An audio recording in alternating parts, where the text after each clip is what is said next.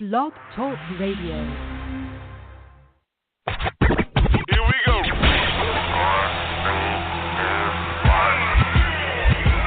Blast off. This is True Capitalist Radio. True Capitalist Radio. I am your host, the man they call Ghost. The badass of business. Give him capitalism or give him death. That's it. Period. Broadcasting from his Skyline office studios in beautiful downtown Austin, Texas. You sound fruitier than a box of Fruit Loops, for Christ's sake. And now, he'll take it from here. Your host, the prognosticator of prognosticators, the man they call Ghost.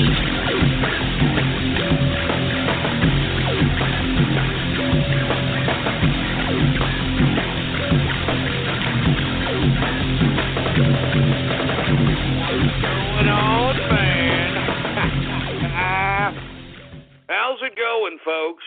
And thank you for tuning in with me to another edition of the True Capitalist Radio broadcast. And, of course, I am your host, the man they call Ghost. And once again, folks, I want to thank you very much for tuning in with me. This is episode number 475. Episode number 475 for all the folks that are keeping track of the True Capitalist Radio broadcast. And before we get into anything else, I'd like for everybody to please spread it around like wildfire and let everybody know that True Capitalist Radio is in effect and in the house.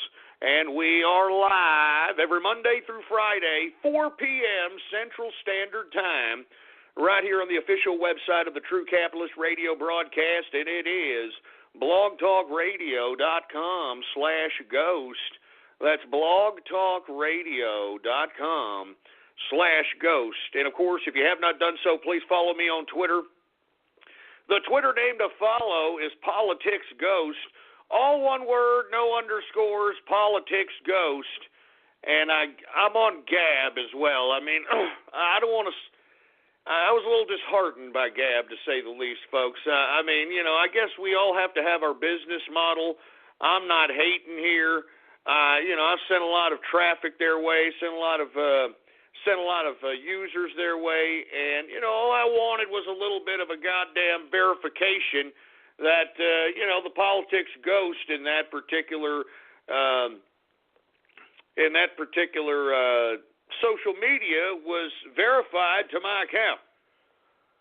And I said, if you could verify my account, I'll make sure that I will take Gab shout-outs until the end of the year. Well, they responded by, you know, giving me a message on my Gab account that they can verify my account if I pay $5.99 a month. All right, give me a Jesus Christ.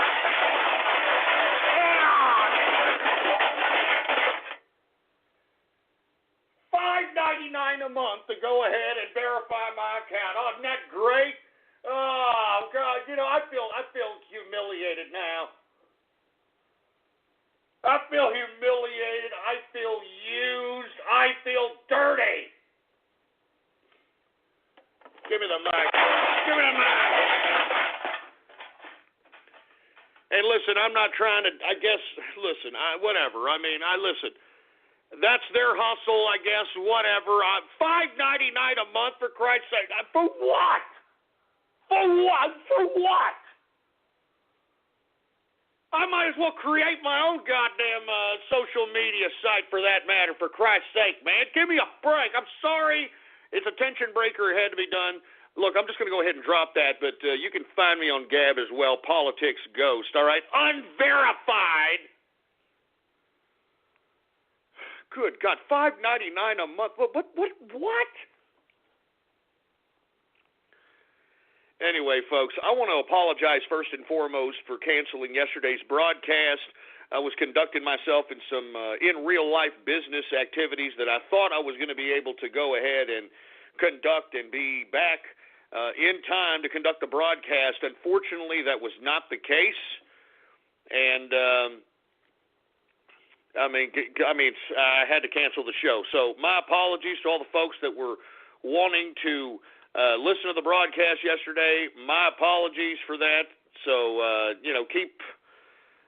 I hope that you accept my apology. Now, with that being said, let's just get ahead. Let's go right into the broadcast at this point in time. And I want to remind you, I broadcast 5 days a week, 3 hours a day, and then I have a show specifically for the trolls and those who appreciate tech and gaming on Saturday, 5:30 p.m. Central Standard Time for 2 hours. So I'm working 6 days a week on the broadcast over here. I mean, I'm trading stocks. I'm doing all kinds of stuff.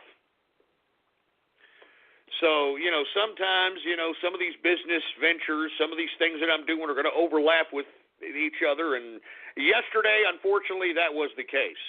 Now, yesterday, folks, let's go ahead and get right into the stock market because I know people were kind of like, what the hell is going on? What's going on, folks, is the uncertainty that I've been waiting for. And the reason that the uncertainty is here is now the crack that the investment community has been smoking for, since the election. It's now starting to wear off, and they're starting to see all the disarray happening in this Congress, this Republican-dominated Congress. They can't even pass a repeal and replace of health care. This has got investors spooked into believing whether or not they can even get a tax plan together. So as a result, you're getting lots of mixed signals from the party. You've got them talking about how, I think it was even McConnell that came out and said publicly that there's no way that they're going to get any kind of a tax cut done within a matter of what Mnuchin, or in the matter of time that Mnuchin suggested, before August. So, I mean, that's disheartening for me, folks, because I'm a capitalist. I got businesses, I'm in the stock market. I'm doing lots of things. We're waiting for that tax cut. The capitalists are waiting. Because, folks, if you're a capitalist and you've got some spare cash on the side and you want to make an investment, this tax cut could give you a template for which you can make an investment based upon the write-offs in the new tax code. Not to mention, it has been lauded throughout the campaign that we're going to see 15% corporate income taxes. So let me tell you, if we could bring down corporate taxes 15%.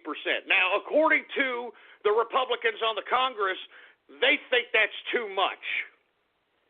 Yeah, the party that's supposed to be low taxes, less government, seem to want to put more taxes and more government. More government in this repeal and replace Ryan Care, which we're going to talk about later, and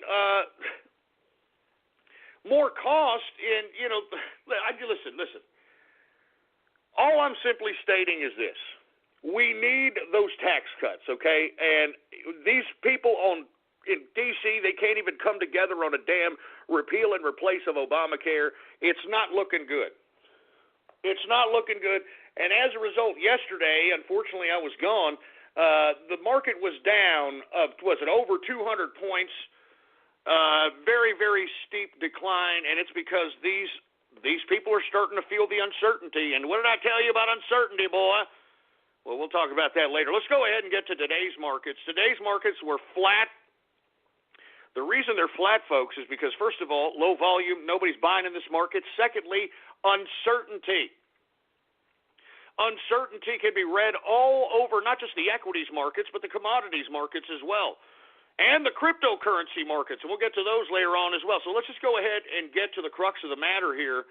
Yesterday, markets were down. They don't know if the Republicans are going to come through on health care, and if they can't come through on health care, there is not too much optimism that they're going to come together on the taxes. So the investors are responding accordingly. Today, it's a little flat, so let's get to it. Dow Jones Industrials today is down 6.71 points, a percentage decrease of 0.03%, closing out the Dow at 20,661.30 points for the Dow Jones Industrial. See, we're coming down way off from that 20,900 point we were at day before yesterday. Long way down from that, and I think this is just the beginning, folks, okay? I think this is just the beginning. I think that even if the tax cuts do come to fruition, even if health care is kind of salvaged, I think that this kind of sobered up the investment community, in my personal opinion. At least I hope so, because it's time to start getting back to the fundamentals, bud. We got to get back to the fundamentals. I mean, I hate to sound like a bearish investor, man, but we got to get back to the fundamentals. This is ridiculous what we're witnessing here. And anybody who has any kind of financial fundamentals knows it, too. That's why Warren Buffett and all these big guys are coming out publicly and saying in all the business media that they wouldn't be surprised if they woke up tomorrow and the damn market was down 20%. All right? I mean, and that's a serious hit on one-day drop. And, I mean, they're talking those types of big-time one-day drops. And if these big guys are saying it, then they know that at any point this damn bubble can burst and burst bad. So let's get to the S&P, all right? S&P also, actually, it closed on the upside today, ironically. It closed up, but it was still flat, up 4.43 points, a percentage increase of 0.19%, closing out the S&P at 2,348.45 points for the S&P 500. Let's go ahead and get to the NASDAQ. The NASDAQ is also up today. It is up 27.82 points, a percentage increase of 0.48%, closing out the NASDAQ at 5,821.64 points for the NASDAQ composite. All right, now once again, lots of flat uncertainty. Take a look at the intraday charts. Very flat line on these intraday charts. That's what I'm saying. Low volume, not too much thing happening, not too much action going on here. So we shall see. Calm before the storm? I mean, I don't know. It's up to the machines and it's up to the big wigs in Wall Street whether or not they're going to pull the plug on this presidential inaugural run that we've been, or I shouldn't say run, the election run, I should say, as it pertains to the equities market. Let's get to the commodities, shall we? Now, energy, folks, what have I been telling you about energy, man? Mixed bag. No one knows what the hell's going on. OPEC now is coming out claiming that they're going to extend these cuts that really, let's be honest, even though they cut production, it really didn't even make a dent. I mean, it was a very short-lived spike in oil, which I hope some people took, advantage of because that was it. I mean, there's too many producers on the world market. OPEC is not even obliging their production cuts. I think that OPEC has lost its credibility at this point in time. All right? So I'm telling you, I mean, I just think they've lost their credibility. So with that being said, let's get to WTI sweet crude. It's also down, okay? WTI down today, 8 cents, down 8 cents, a percentage decrease of 0.17%. Closing out WTI sweet crude at $48.16 per barrel of WTI sweet crude. So we're above $47, but still under 50. And under 50, that isn't going to. It's not going to turn out very well for OPEC producers who are in dire straits of needing some money. I mean, I'm telling you this right now. I think that the Saudis are in trouble. I think, Russia definitely needs, some of these higher increase in barrel prices so that they can sell these things on the world market. Venezuela, there's a lot of oil producers right now that are taking it on the teeth because of these prices. Now, once again, why aren't these prices reflected in the gas prices of today? The refinery issues, folks. We don't have enough refineries in circulation or in working capacity in America today to supply the amount of gasoline needed to bring down the cost of gasoline. Now, with that being said, we are, or I should say Exxon is, making an investment in the Gulf area, and it's going to manufacture and build more refineries, but that's a very long-term ordeal. That's a very long-term process. I mean, this is why we're seeing not too much decreases reflected in gas prices today, even though we're seeing less than $50 a barrel. I mean, hell, a couple of years ago we were seeing $29 a barrel. Remember that? The damn barrel was worth more than the oil at one point. So let's continue going. We got Brent crude also down today, 22 cents, a percentage decrease of 0.43%. Closing out Brent crude at $50.74 per barrel of Brent crude oil. Let's get to gasoline. It's down modestly today, 0.27% decrease for gasoline. Natural gas, the feast or famine. We've been seeing massive increases within natural gas.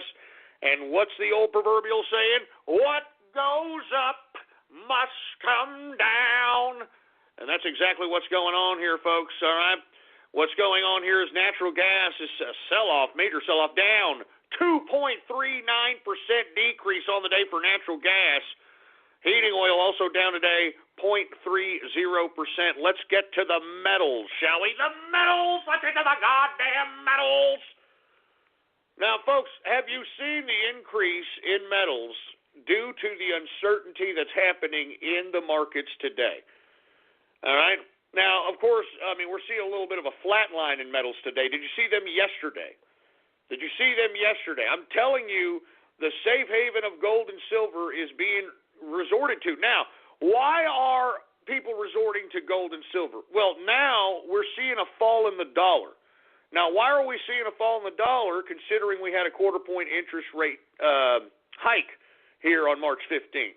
Because as I stated, folks, that was a love tap. You see, you had a lot of over-speculation in the dollar. Remember, I mean, it was on Drudge Report yesterday. The dollar bulls have given up because really there was a lot of over-speculation in this dollar run in anticipation of a high interest rate increase. I mean, at least half a point, if not a whole point.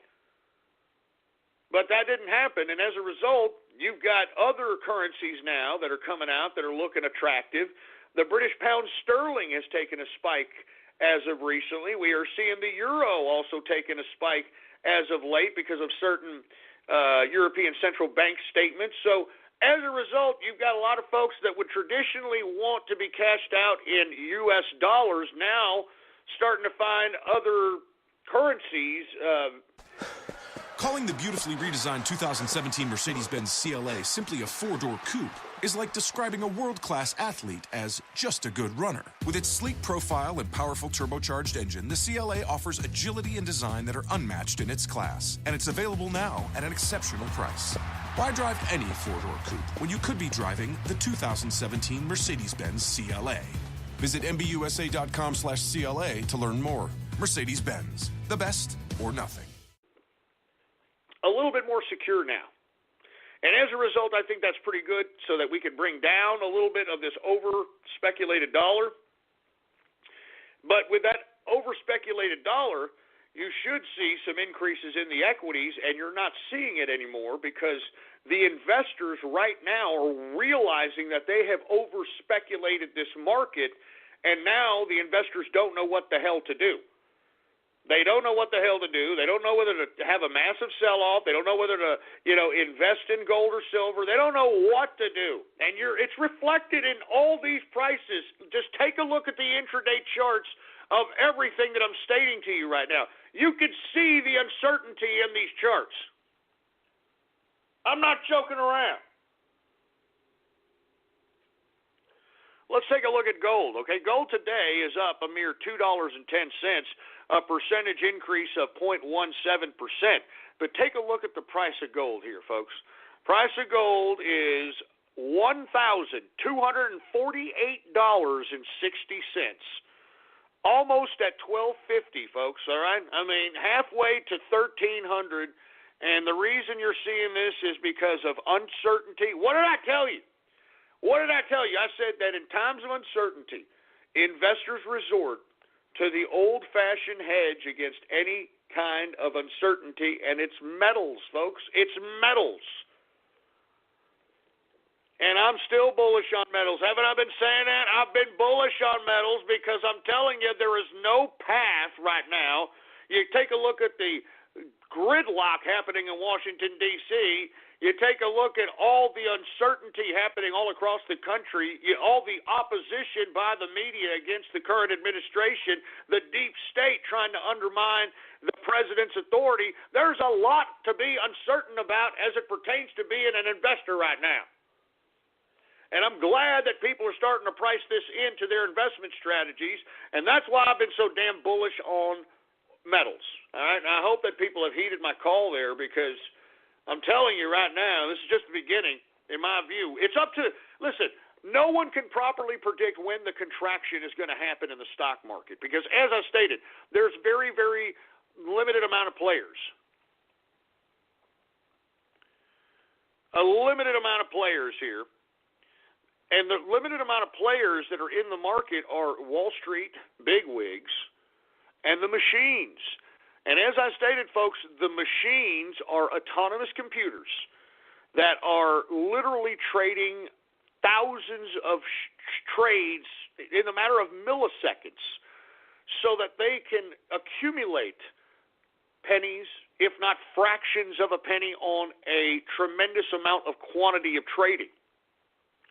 And these computers trade autonomously. They trade on their own.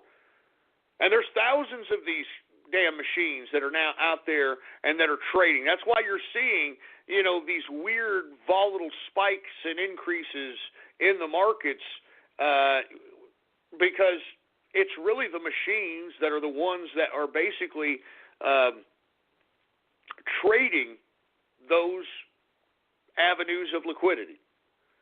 And, of course, that is the argument when anyone who tries to talk in favor of these machines, these autonomous machines that trade on their own, is that they provide liquidity in the markets. And that may be true.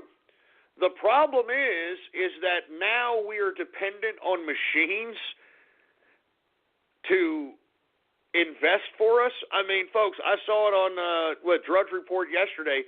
Goldman Sachs has developed a robo-investor so that you can go to the robo-investor so that the robo-investor can suggest to you how to financially plan for your future. I mean, they are now eliminating the whole financial planner.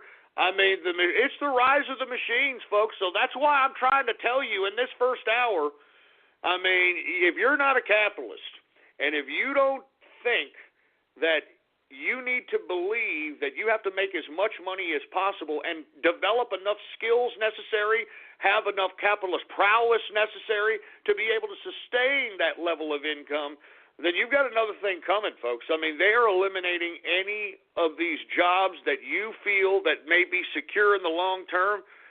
They are coming for them. I mean, Goldman Sachs with a robo-investor, for heaven's sake. I mean, are you kidding me? I'm not joking. I mean, good God.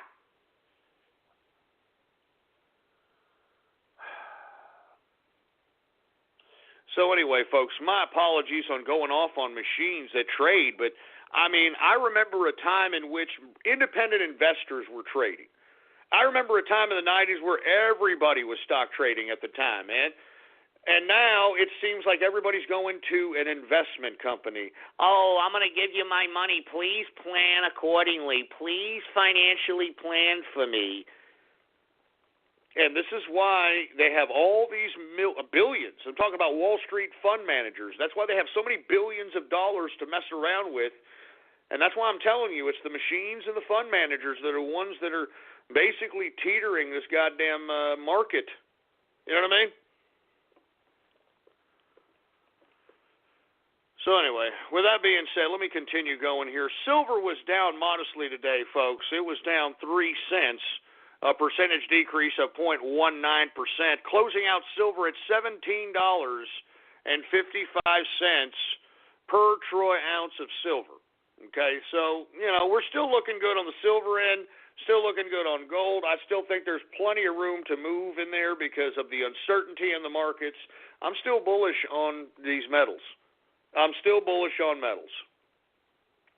Let's go ahead and get to copper. Copper is up today, 0.80%. We've got platinum down today, 0.68%. Let's go ahead and get to agriculture, shall we? Let's see what agriculture looks like today, folks. Let's get to the grains index. Grains, corn, all right, down today, 0.69%.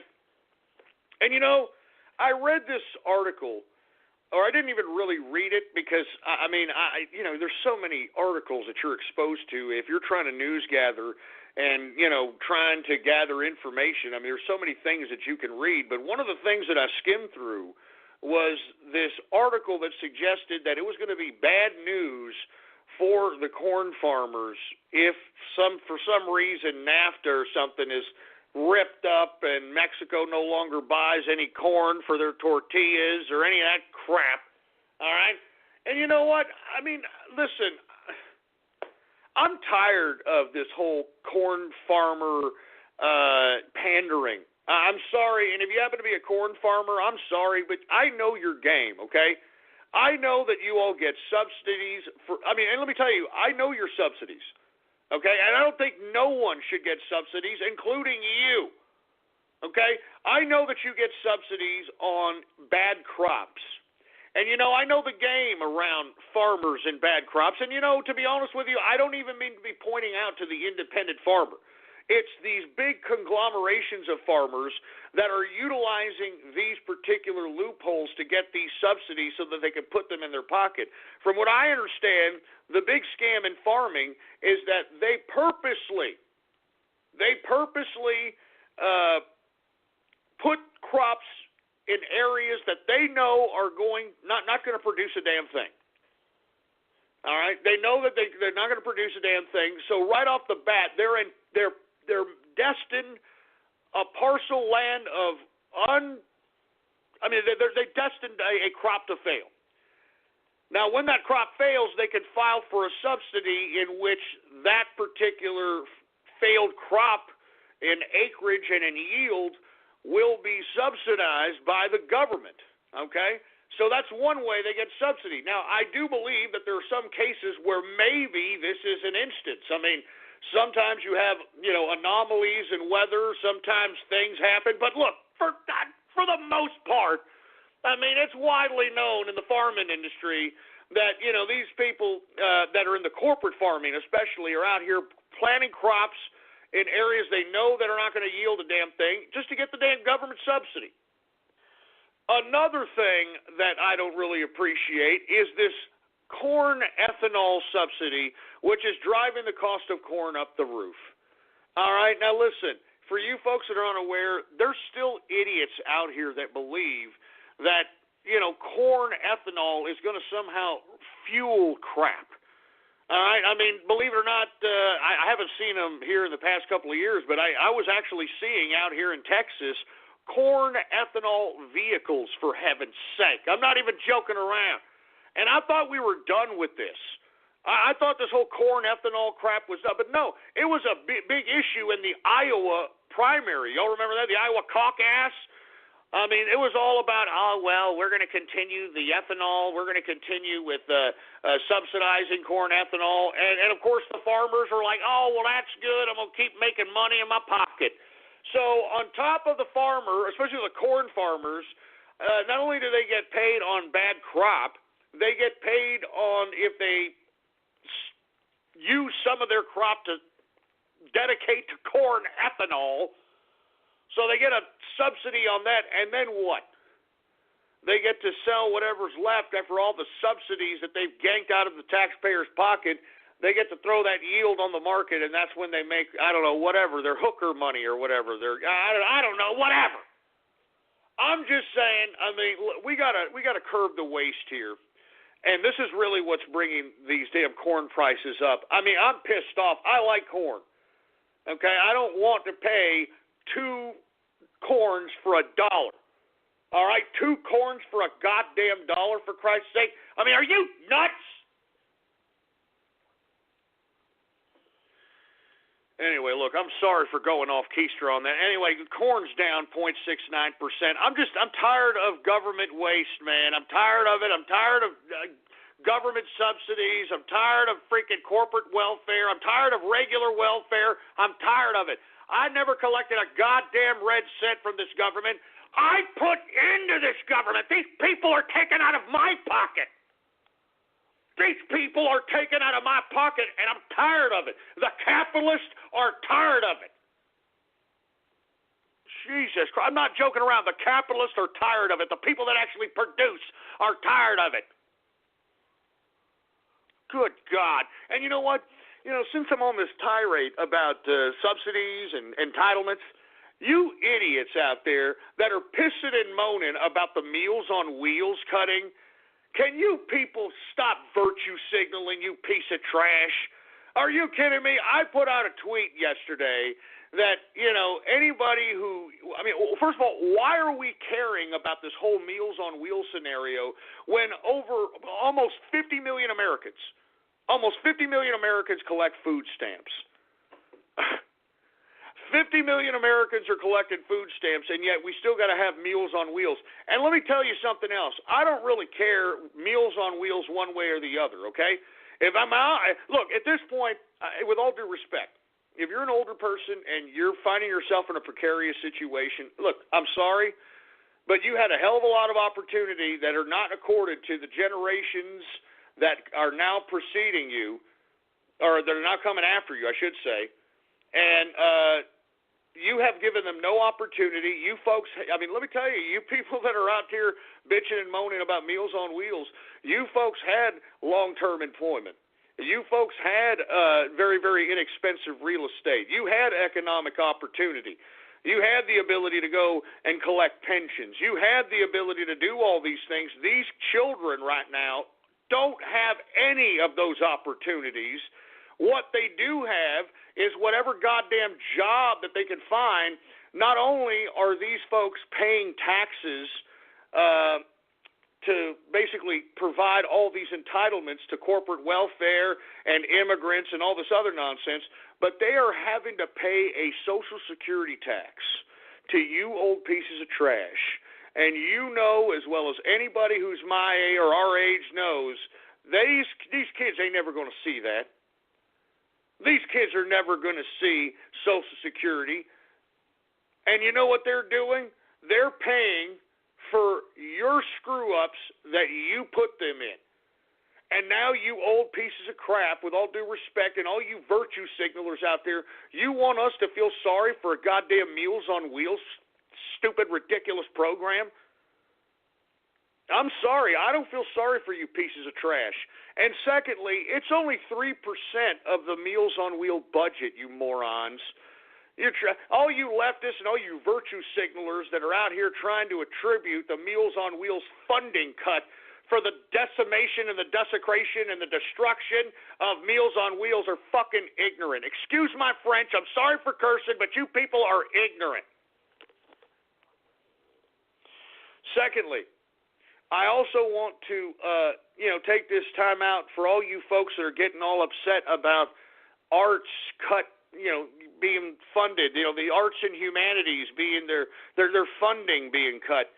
Hey, we as the taxpayer don't want to fund an idiot who puts his turd into a can and, puts, all these different, can of his own turds on top of each other. And we don't want to, support this idiot calling that art, okay? We don't want to support, feces being thrown on a picture of the Virgin Mary and put in a stupid goddamn endowment of arts gallery. We don't want to do that anymore, all right? Let me tell you, if you're an artist and if you really have the skills to pay the bills, you could go out there and you could find people that actually want to purchase your art because you actually inspire something when people view it. I mean, give me a break, man. Why is it the taxpayers' problem to fund a bunch of people who wish they were artists but aren't actually artists? If you're an artist, quote unquote, and you're collecting money from the endowment of the arts, endowment of humanities, or any kind of municipal funding, any kind of government funding, you're not an artist. You know what you are? You were a welfare. You're a welfare painter. That's what you are. I mean, you're the equivalent of somebody who is subsidized to paint the walls of a project home. That's what you are. All right, you are not an artist. I'm tired of hearing these. I'm an artist. You don't understand. I am an artist, and I am funded by the Endowment of the Arts. I am funded by a municipal grant by... Enough of this crap, all right? Enough of this garbage. I mean, look at this.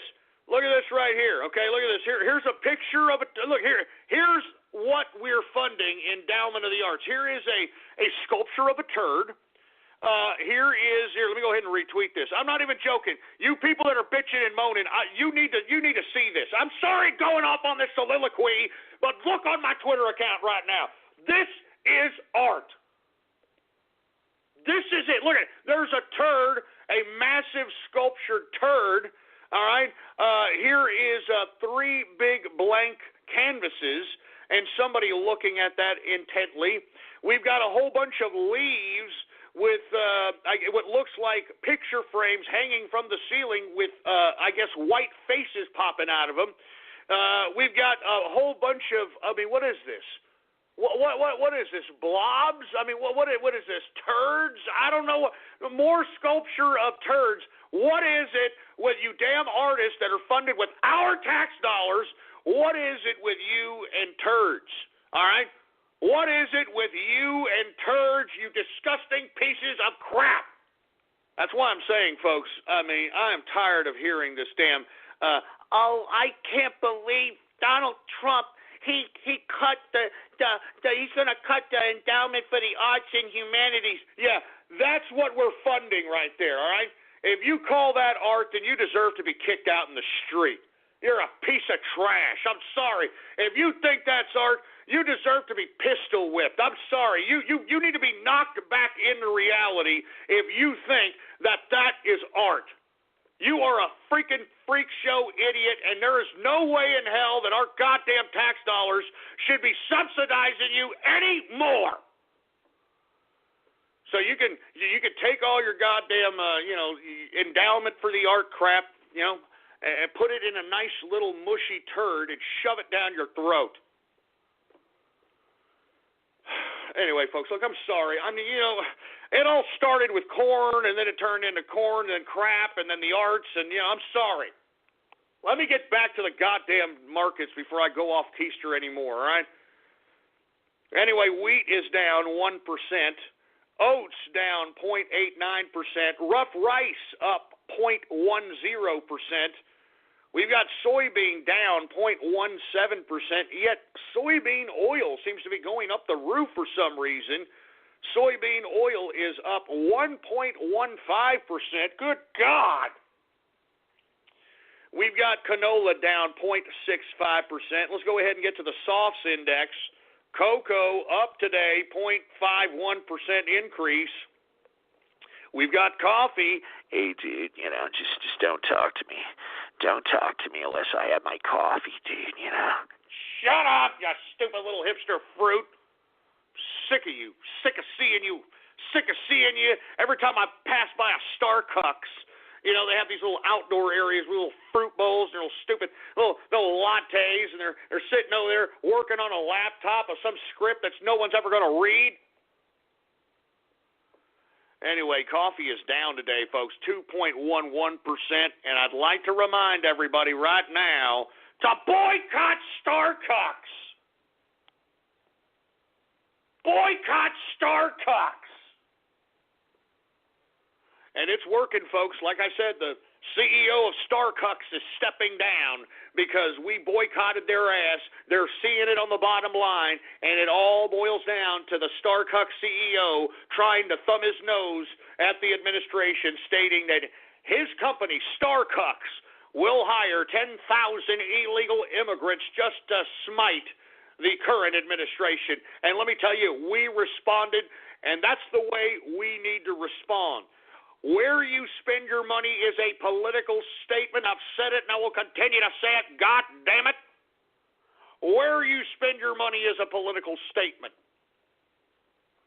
And we got to boycott McDonald's, too. We all know about that. Robert Gibbs and that stupid, ridiculous tweet trying to make fun of our president. Then they erase it off of the McDonald's Corp Twitter account. Boycott McDonald's' ass, too, and their fictitious food, whatever you want to call that crap. Give me a break. Anyway, let's move on. Let's get to sugar. Sugar is up 0.06%. Orange juice down 0.68%. Cotton is up 0.65%. Lumber continues to climb. It is up 0.84%. Rubber is down 0.76%. Ethanol is up 0.99%. Let's go ahead and get to livestock, shall we, folks? Livestock continues to climb, folks. It's over for these cheap beef prices. It's over. It's over. Live cattle up today, 2.45% increase on the day for live cattle.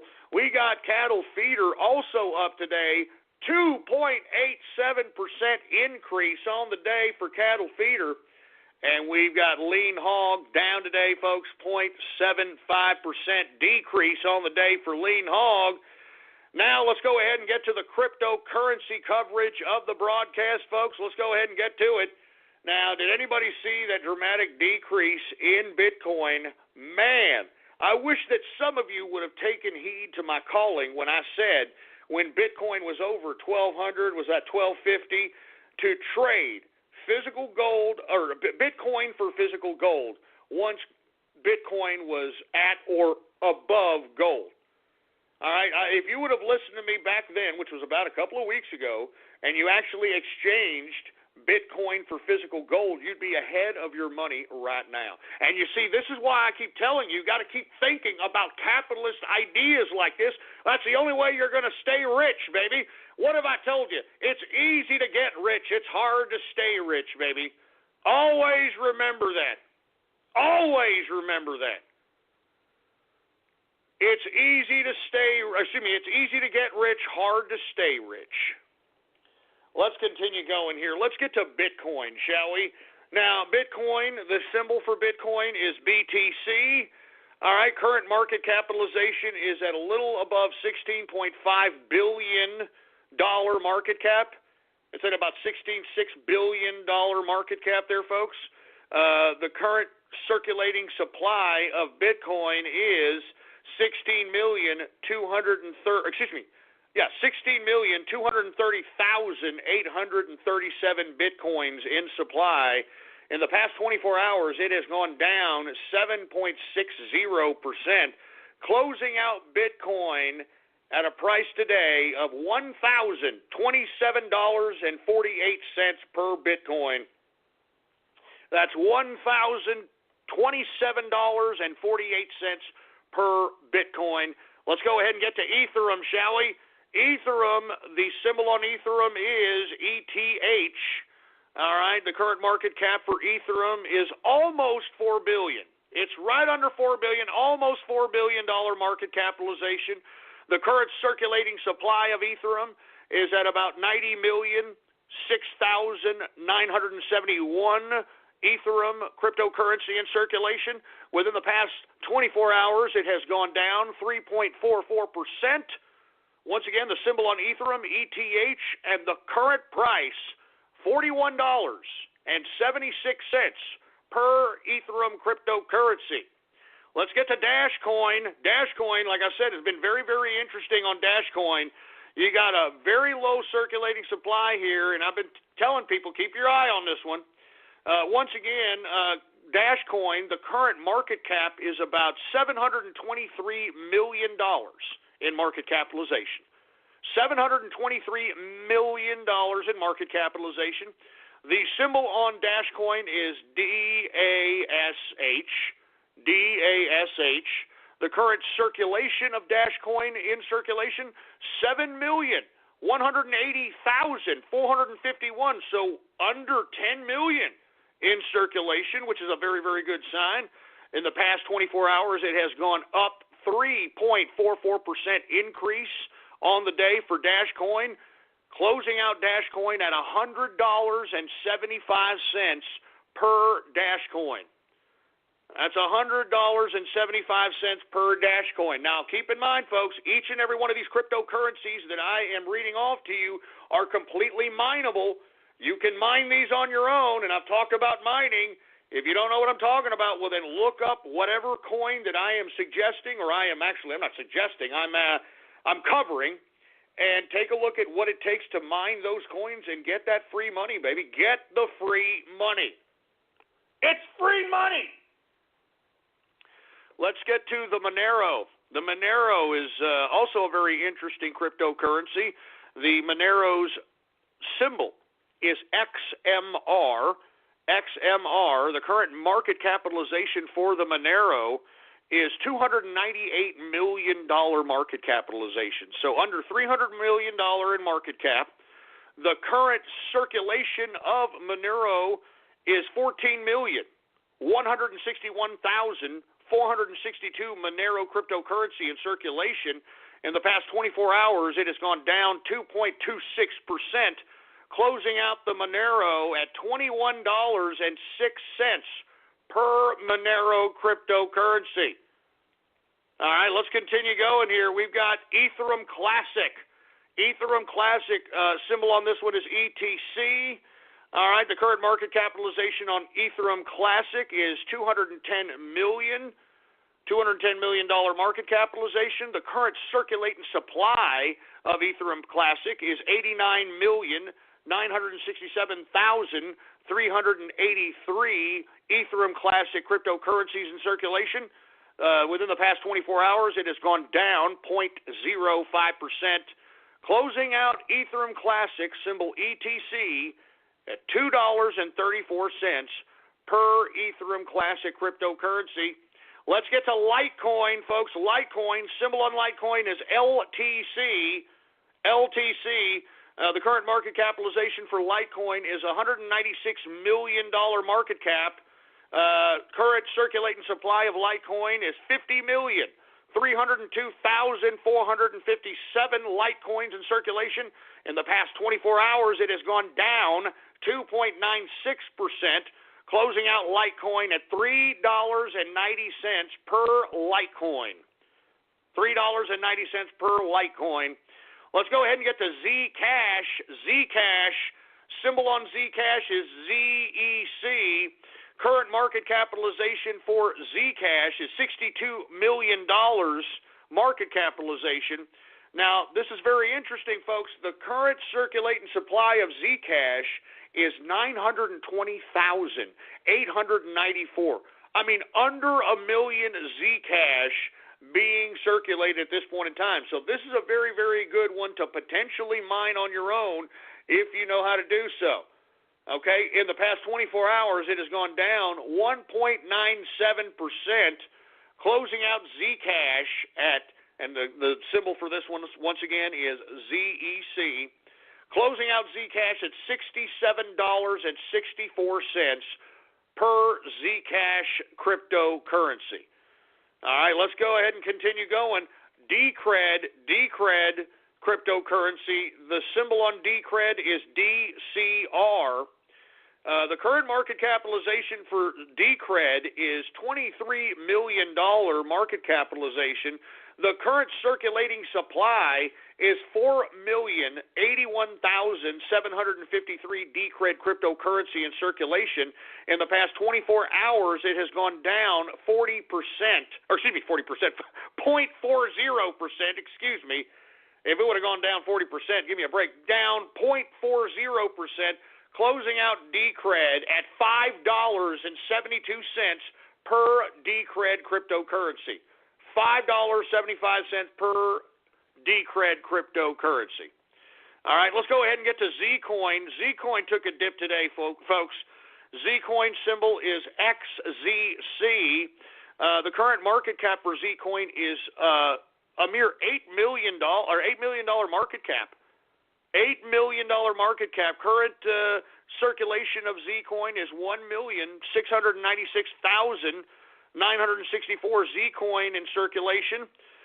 It has gone down, unfortunately, 8.64% on the 24-hour period. Currently, the price of Zcoin is $4.74 per Zcoin. Of course, the symbol XZC.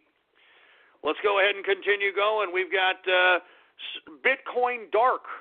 Bitcoin Dark, folks. If you aren't familiar with this one, go ahead and check it out for yourself. Bitcoin Dark, the symbol on this one is BTCD.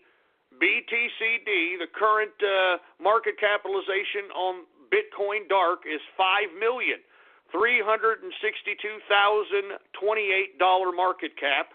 The current circulating amount of Bitcoin dark currency is 1,288,862 Bitcoin dark in circulation. In the past 24 hours, it has gone down 3.09%, closing out Bitcoin dark at $4.16 per Bitcoin dark. And let me go ahead and get to the last one here. And once again, these are all mineable coins here. Let's get to Nova Coin. Nova Coin symbol is NVC. Current market capitalization for Nova Coin is $4,204,985.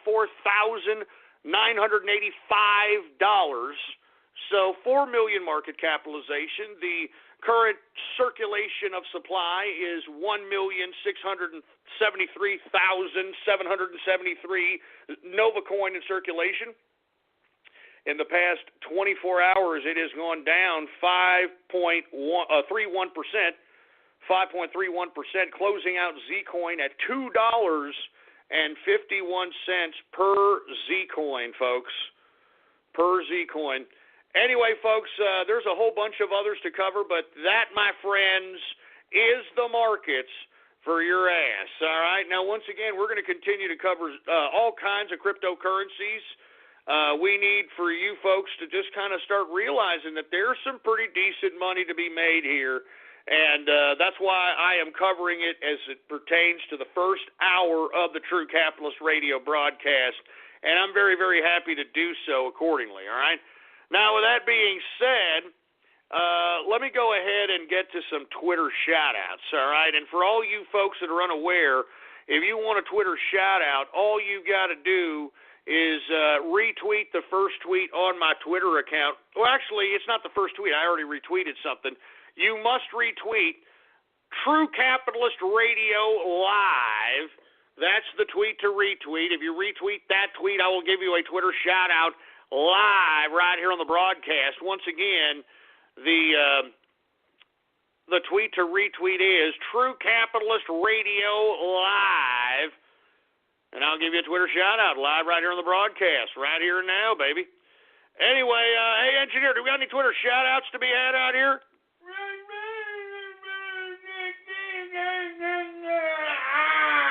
All right, well, let's go ahead and get to some Twitter shout-outs right now. All right, folks, who do we got going on here on the Twitter shout-outs? We got Sergeant Yoda in the house. We got ST Bill in the place. What's going on to Kingfish? Good to see you, man. I'm glad that you're here. We got BN King in the place. We got Dr. Bristle in the house. Havel the Rock. Who else do we have here? Once again, retweet the tweet that states True Capitalist Radio Live. Hi, I'm a helpful Southern California Honda person, and recently we've been doing random acts of helpfulness. Like decorating a children's hospital, helping a mom get a tutor for her son, and even replacing stolen tools from a car break-in. And right now, during the Honda Dream Garage sales event, we can help you too with a great deal on an award-winning Honda. Like the Accord, a 2017 Car and Driver 10 Best a record 31 times. Click the dealer locator link to find a dealer near you, and go to SoCalHondaDealers.com to suggest a random act of helpfulness for someone you know. Car and Driver, January 2017. We've got Jizzmaster 3000. We've got 599 Good Goy Point. Oh man, I don't want to talk about Gab, man. That's just I'm disappointed. I'm sorry. I'm just a little disappointed in that. All right. Anyway, we got Supa in the house. What's going on to Supa? We've got Mark Montag in the place. What's going on to Mark Montag? Who else do we have going on over here? Once again, folks, please retweet the tweet that states True Capitalist Radio Live. And I'll give you a shout-out right here on the broadcast. Let's continue going. Who else do we have here? We got Remington in the house. We got Edward Ramos. What's going on to Gabe Voorhees? We've got Distilling Capitalist. Brock Heart Attack, LOL. We're going to talk about David Brock here in a second. I don't want to spoil it for everybody, all right? I want to spoil it for everybody. Who else do we have here? Did I goyim that? Did I goyim the... Damn it. stop calling me a Jew, please, all right? I don't know how many times I got to tell you people, I am not a Jew.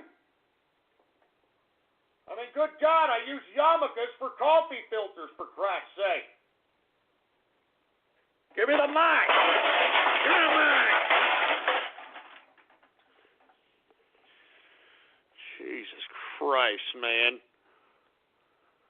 We got Grand Theft Auto UK. Oh, you son of a bitch. I know what you mean by that, you son of a bitch. Look at these sick freaks, all right? This was a terrorist attack today. This was a Oh, give me the mic. Give me the mic. I can already see where this is going, folks. You see this? Huh? Jesus Christ, man. We got General Capitalist. What's going on to Edgar Raines? What's going on to Bumbles? Bumbles is in the house. The TCR Steam Chat. Oh, yeah. What's going on to you guys? We've got Trump and Capitalist in the place. We've got Corn Blaster in the house. We got Muslim Jewish butter. Just shut up, please, with this crap, man. Am I a Jew or am I a Muslim? Am I a Lahaim or am I Wallah Akbar? I mean, what am I? Am I a Lahaim or am I Wallah Akbar? Anyway, we got the Smiler in the house. What's going on? I'm just sick names, for Christ's sake, man. We got Twilly Atkins. We got Hopscotch in the house. McGhost Shecklebin. McGhost Shecklebin. Shut up. Son of a bitch. God damn it.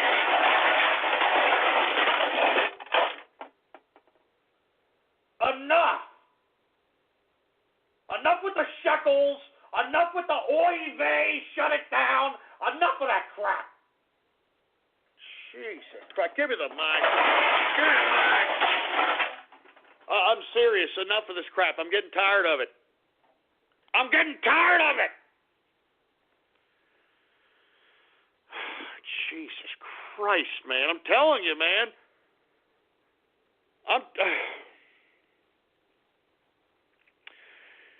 I guess, man. I guess I just... We got Acolyte of Keck. What's going on to him, man? How you doing? We've got British Bridge Bowling? Shut up! Look, here's another one. British Flatbreads. You know what? You guys are sick. You guys are freaking sick!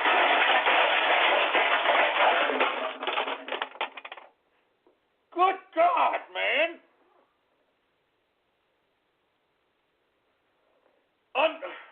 You know what? That's it for Twitter chat. Give me the mic. Give me the mic. Look, listen.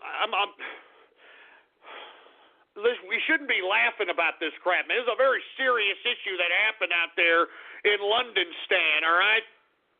Very serious business. What's happening out there? Anyway, who else do we have here, for Christ? We got ND Juicy in the house. What's going on? Once again, retweet the tweet that states True Capitalist Radio Live. We got the 727 caller. We got Raiden Roadkill. Raiden Roadkill? What the hell are you talking about, Raiden Road? Wait a minute, I don't even see... Did something happen to Raiden Snake out there? I don't see Raiden Snake on the goddamn switchboard. Did something... No! No!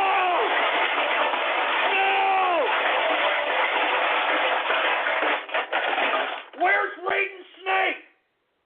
I don't see him on the switchboard. Where's Raiden?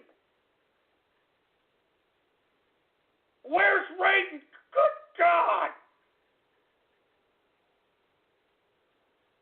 I hope Raiden's okay, man. That's not so. You know, give me the mic. Give me the mic. I hope, Raiden, if you're there, please call us. I don't know if this is a troll or what. I hope nothing happened to Raiden. Good God, man. Good God. I mean, I usually see Raiden Snake and Q out here on the damn switchboard. I don't see him. I don't see him. Oh my God, this is just horrible. I mean, this is just. I hope Raiden's okay. That's all I'm saying. I know he likes to go cruise London Stan a lot. I know he likes to go out there and that sort of thing. I just hope Raiden Snake's okay. That's not funny, troll. Seriously. I mean, do you all know something? Huh? Do you all know something? Oh, my God, man. I hope nothing happened to him, man. Jesus Christ. Anyway, we got shekel cryptocurrency. Oh, yeah, here we go with this crap. Flatfish and chips. Flatfish and... Oh,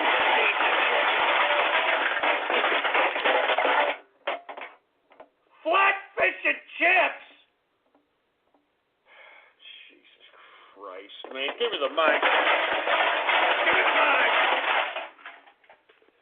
mic. Man, this is getting ridiculous. You know what?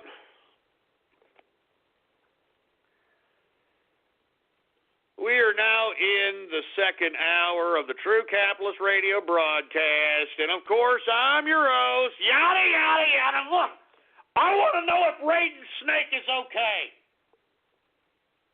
Raiden, are you okay? Where are you?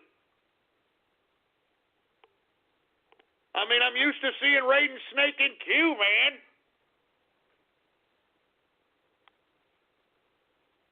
Oh, Jesus Christ. You know what? I'm going to switch it up here, all right? We've already taken enough Twitter shout-outs. Let's go ahead and go to Gab, parentheses, shout-outs, all right? How about that, all right? And for you folks that are unaware, go to Gab right now, gab.ai, and repost or like the first Gab post on my Gab, and I will give you a shout-out right here, right now. We got $6 to verify the infamous deplorable troll. We got Commander Biff, Nigel Farage in the house. We got CDI Fan 237. We got Lord Vulcan, Ed Plus, Escalators 420, More Life. We've got Ghost Care, whatever the hell that's supposed to mean. Freaking Ghost Care. We got Rock Ape, Green Leader in the place. Who else do we have here? Once again, repost the first post or like the first post on my Gab account, and the Gab account is Politics Ghost. We got Flathead Snake, C.K. Smith, Metroid Junkie in the place. Some guy named Grinder? No! Grinder!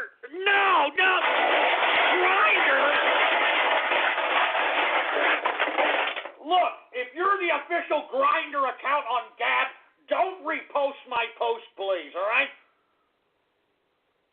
If you're the official Grinder account on Gab, don't repost, don't like my post, none of that crap. Please, all right? I'm warning you, please. There's no digital glory holes over here, so please stop. Give me the mic.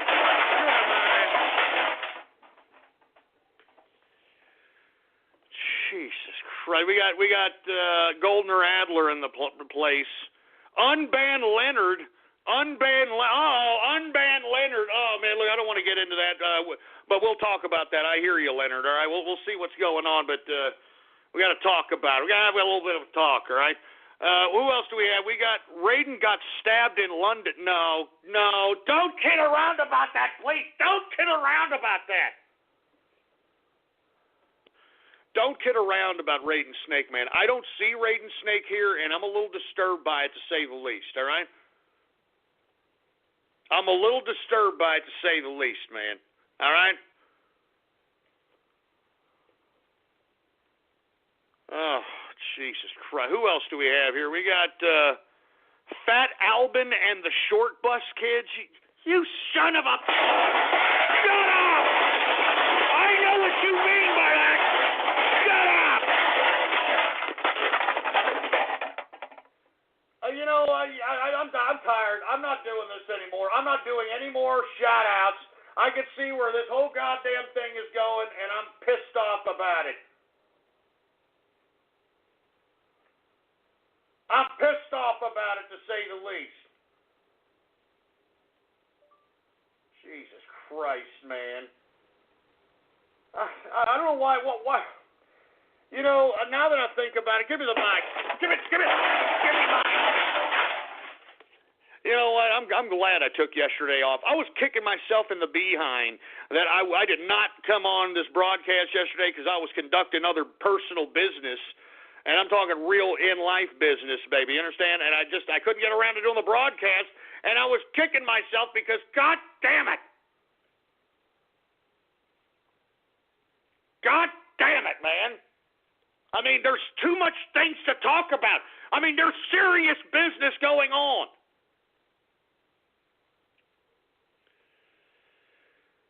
And the serious business, let's just get into it right now. I don't want to do any more shout-outs. You people are making a mockery of my show like you always do, for Christ's sake, and I don't appreciate it one bit. But the focal point I want to discuss here right now, let's go ahead and get right into the straight political dope, is I want to talk about this morning. When I woke up at about 5 in the morning, which is when I usually wake up, no matter what time I go to sleep, usually wake up at about 5 in the morning, and I saw nothing but bombardments of fake news claiming that Donald Trump's wiretapping claim was debunked by James Comey. And I had posted Operation Dragnet that was conducted by the NSA on Trump's, not just Trump, but a variety of different estates that he owns under his name or his company's name. Now, why was he under surveillance under Operation Dragnet? I have no idea. Why was the National Security Agency having Trump and all his properties under surveillance? I have no idea. But you had Comey earlier this week get in front of that ridiculous House Intelligence Committee, which were colluding, if you want my personal opinion. That's why I tweeted prior to Comey's testimony that this was going to be nothing more than political theater. That there is beyond evidence that not only was Donald Trump surveyed and tapped, but, folks, he was surveyed and tapped by a variety, a plethora of different agencies. I'm not just talking about the NSA and the CIA and other deep state type of apparatuses. No. The FBI. Now that Comey's testimony and this narrative that the House Intelligence Committee and James Comey, the narrative that they were trying to build with that ridiculous, pathetic political theater did not come to pass. The American people did not believe it. And now all of a sudden, this morning, all right, they changed their tune. They now just completely changed their narrative. Okay? Now, from the testimony from the director of FBI, James Comey, that said, not to his knowledge is Trump under any kind of surveillance or wiretapping. And since that testimony, every goddamn mainstream media outlet has been claiming that Trump has been debunked. Trump was lying.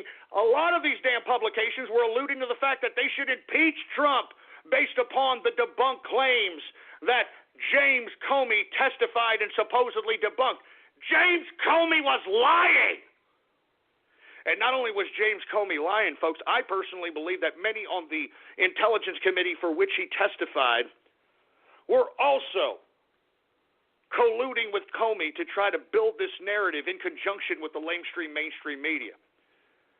Well, folks, here is an article out of the New York Daily News, folks, in which the FBI now all of a sudden changes its story. I just tweeted it right now, just retweeted it.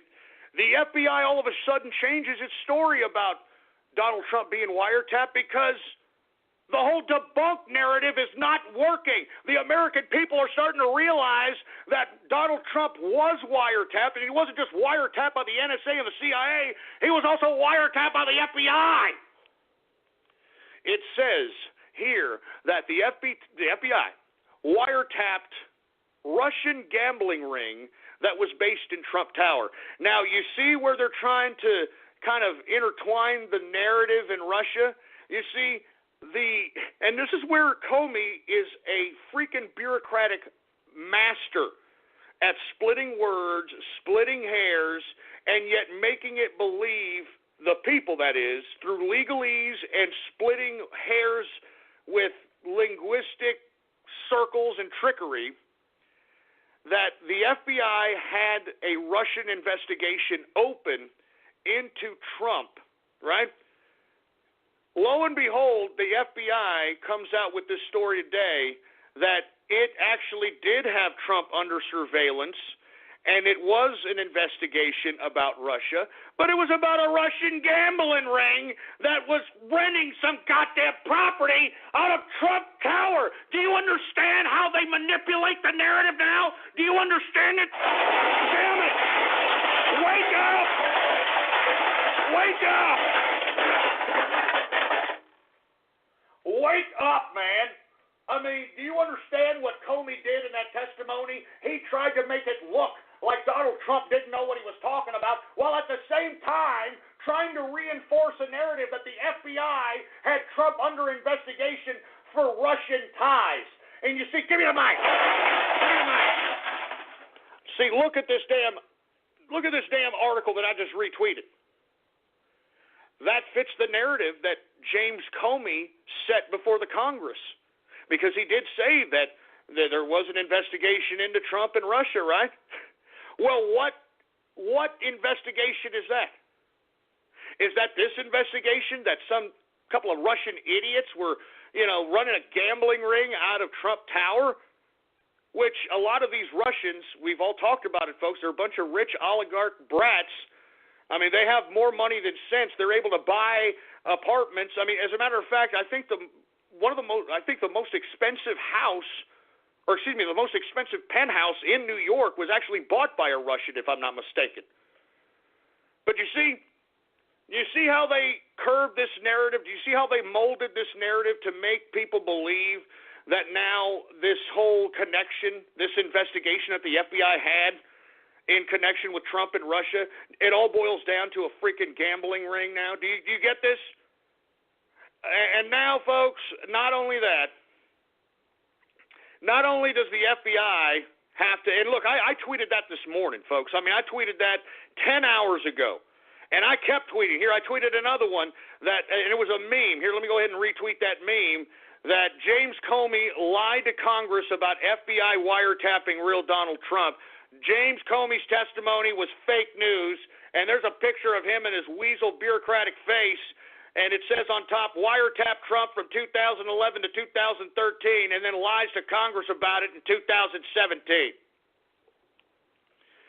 Now, the reason I bring this up, folks, is because they came out later today, and I'm talking the House Intelligence Committee, who was basically pitching all this crap for Comey to basically testify to, so that the lamestream media can shape this narrative of what we've been talking about. Russia, Trump, Russia, Trump, Russia, Russia, Russia, Trump, Russia, Trump, Russia, Trump, Russia, Russia, Russia. They are beating this like a dead horse, baby. And you see, look what happened here. Look at this. Look at this. Breaking. This is out of WikiLeaks.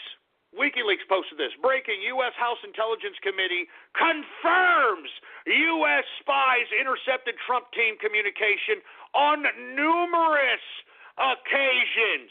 On numerous occasions, folks. There it is, right there. Look at my Twitter account, Politics Ghost, right now. So now, all of a sudden, now that this whole crap that the damn lamestream media has been trying to pump for the past couple of days, that Trump has been debunked on his wiretapping claims, has all been fake news. Do you understand this, folks? This whole narrative that is being pushed forth by the lamestream media that Trump was lying about being wiretapped was utter fake news.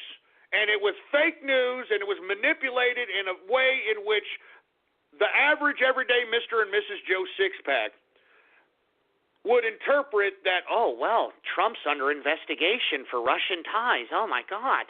Oh, and look at him. He's trying to say that he is wiretapped? I mean, will our government really wiretap a presidential candidate? And then you got Comey saying, well, not to my knowledge, has Donald Trump or his campaign been wiretapped. And he was speaking from the FBI's perspective. Lo and behold, he was lying because the FBI had him and Trump Tower under surveillance from 2011 to 2013. So that makes the FBI, who has had Trump under surveillance. That includes the NSA, who has had Trump under surveillance. That includes the CIA and all these deep state leaking assholes that are out here trying to subvert the President of the United States. How much more proof do you need that the deep state and the political establishment, in conjunction with the lamestream media, are trying everything they can to undermine the authority of the President? I mean, how much more proof do you need that there is a consortium of bureaucracy, an orgy of bureaucracy, of the political class system, of the lamestream media and the deep state that are trying to subvert Donald Trump's presidency, folks? And look, I wrote an article on Ghost.report, very small one, but it was a very direct, small call to action because, folks, what I describe in that article, and I basically say we need to disseminate the information. We need to use every medium at our disposal to spotlight the information, to contradict the lies, to contradict the hypocrisy put forth by the mainstream media. I just tweeted that article right there. I just retweeted it on my Twitter account. It says, POTUS needs you. We must all stand as Americans against the establishment because, folks, that is what is against Trump. Trump is against the status quo. This is a once-in-a-lifetime opportunity candidate, a man who has been given wealth, a man who has been living opulence, who has lived the 1% life, who has basically threw that all away and jeopardized his own wealth, his own family's dynasty, his own life. Give an opportunity for the people to take their country back. Because, folks, that's what Donald Trump represents. He is our last line in the sand, our last line in the sand for the people to take control of this government. And you see, he needs all of our help because he has all of the status quo establishment against him. They have a vested interest to take down Trump, whether voluntarily or by force. They have a vested interest to do so, and that's why they're pulling every goddamn trick in the book to do so. And that's why those of us on the Trump train, those of us on the capitalist right, we have to be as dedicated as the left. You know how you see these leftists out there marching and protesting, and you see how dedicated they are, even though they're completely ignorant idiots. Their modus operandi is to be just unbelievably unadulterated serious about whatever the hell they're out there protesting against, and we have to be just as serious, folks. We have to be just as serious about politics because liberty is taken, not given. And because we have not taken our responsibility as a government that's made for the people and by the people, the authority that was accorded to us by our forefathers has been taken from us by this bureaucratic establishment, by the entities that are working in consortium, in concert with each other to undermine and subvert our president that we, the American people, elected. We, the American people, elected. Do you understand? If we don't take a stand, if we don't go memeing, if we don't challenge the establishment, if we don't expose the lies, the hypocrisy that the lamestream media is pumping out to Mr. and Mrs. Joe Sixpack, they are going to win. And when they win, we lose. And everything that we've ever done, 2016, what we're doing now was for nothing. So that's why I'm calling on everybody within the sound of my voice. It is time for us to unite, and it's time for us to be just as serious and dedicated as those nut jobs on the left. And believe me, they're being manipulated by the lamestream media. They're being coerced. They're being subversed as well, folks. But the only difference is that we are cognizant enough to realize it, and we inform ourselves to combat against it. And that's why I am encouraging each and every one of you, get every goddamn social media account that's within your reach and use and abuse those forums to disseminate the information that contradicts the mainstream media. Let me tell you something, folks. I was in the Inner Circle chat room here right as the terrorist attacks happened here recently in UK, in London, Stan. And right off the bat, the Inner Circle and I were like, look, we need to get this known that Sadiq Khan, this asshole Muslim mayor, basically equated terrorism to that of, something that everybody has to go through in the big city. And once we tweeted out that Sadiq Khan had said this, right after this damn terrorist attack happened, guess who made the comment literally a minute or two after? Donald Trump Jr. Donald Trump Jr. And then that narrative that we built, just incepted in the Inner Circle, has already perpetuated down into the area of Britannia. And now Sadiq Khan is going to have to talk about what he meant when he discussed terrorism sometime back, about it being nothing more than your average day in a life in the inner city or in the big city. So that's why I'm telling you, we can shape narratives. We can make news go viral. We can show the hypocrisy within the system. We all have to work together, folks. Whenever I tweet something, I encourage you, please retweet it. All right? Because it's those types of retweets on a consistent basis that's going to spread the news, that it'll get in front of somebody like a Donnie Jr. or an influencer like that. It'll get in the face of Trump. It'll get in the face of his campaign strategists. I mean, this is what we have to do. We have to get every damn social media account necessary and disseminate the information. Because that's what they're doing. You get it now, right, folks? This James Comey testimony,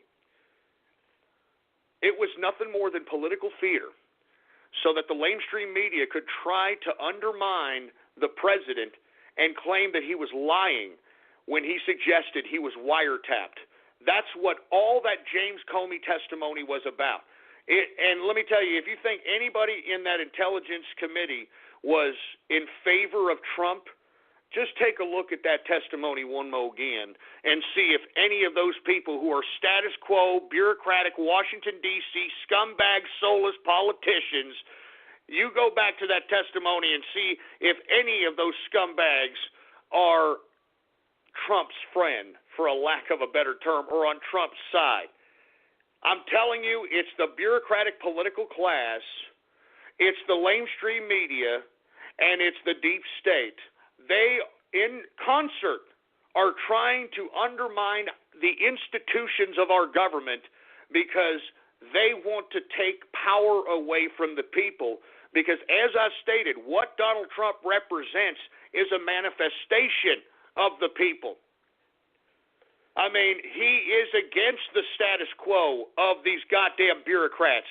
He's against special interests just depositing campaign contribution accounts in these freaking politicians' bank accounts, and then they buy off policy. Donald Trump is tired of corruption. He's tired of it. He has no motive. He's a 70-year-old billionaire. He has no motive to do what he's doing right now. The only motive that he has is that he knows, because he's been privy to all the elites. He's been privy to all these meetings. He's been privy to all the secret conversations. He's a part of the 1%. He's a part of the Billionaires Club.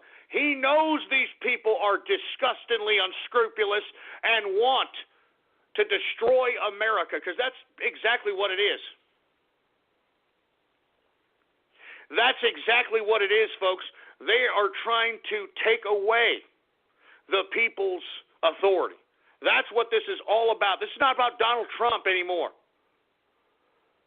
This is not about Donald Trump. This is about the people versus the bureaucrats. And that's the war we are witnessing right before our very eyes. And the mainstream media, they're bureaucrats, folks. They took money from Stimulus Package 2. And guess who signed that into law?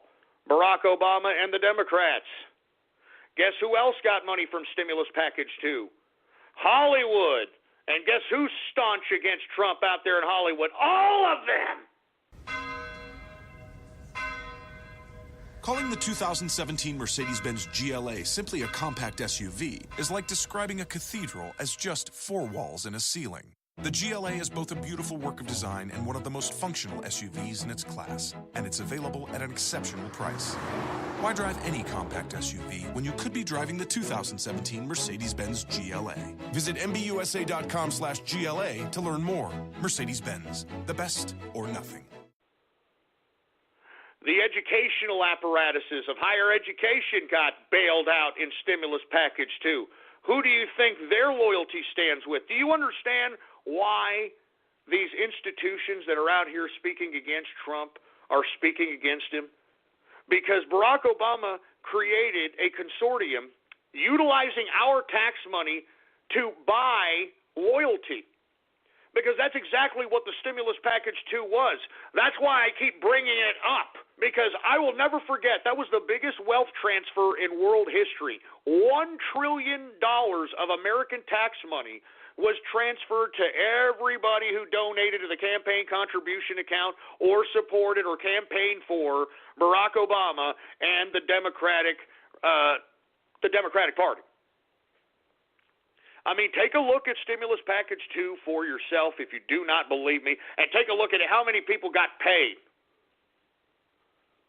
So you see, folks, it makes sense why you have so many people against Donald Trump at this point in time. They've got a vested interest in doing so.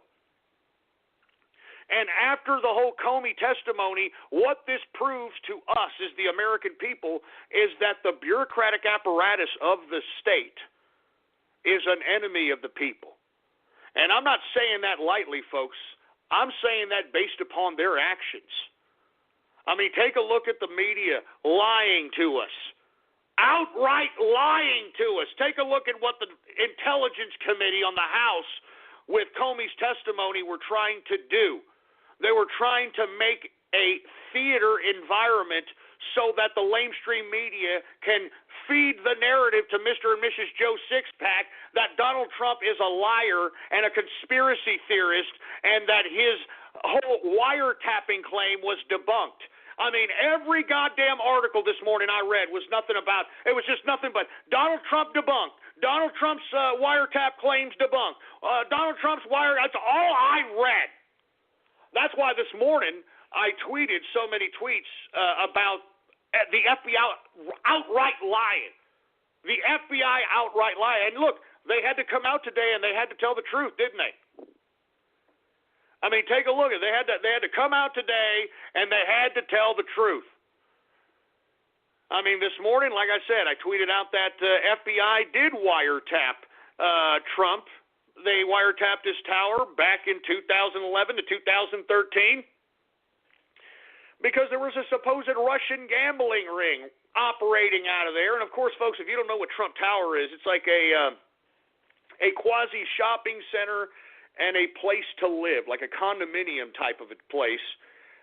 So there's, anybody can buy property in there. Anybody can make a deal in there. I mean, it's not as if, Trump had these Russians over and decided, hey, we're going to start a gambling ring, all right?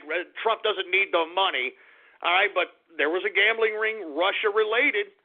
And you see, once again, what did Comey testify to? Comey testified that Trump is under investigation. There is a current open investigation about Trump and Russia.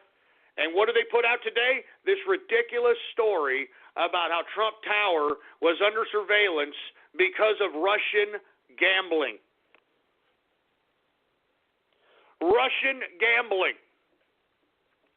And you see, in front of the House Intelligence Committee, James Comey made it sound as if Russia and Trump were being investigated in some kind of a collusive manner, in some kind of a collusion together. That's what they made it seem. I mean, just take a look at it. This is pure political theater. This is manipulation. This is subversion of the people, folks. And who's involved in it? The deep state, the mainstream media, and the political class. And where are all these idiots mostly based? Washington, D.C. So keep that in mind, folks, when you're out here and you see these people claiming that Trump was lying about being wiretapped. He was not only wiretapped by the NSA and the CIA, he was wiretapped by the FBI. And, you know, all this news coming about Trump being wiretapped all these years, I mean, you take a look at the NSA Operation Dragnet papers that have come out here recently. They had Donald Trump under surveillance since 2004. 2004! You take a look at this FBI investigation, they've had him under surveillance from 2011 to 2013. I mean, how can the lamestream media continue to claim that Trump is lying when they know and we know that they're outright lying? How can we allow these people to continue to get away with this crap?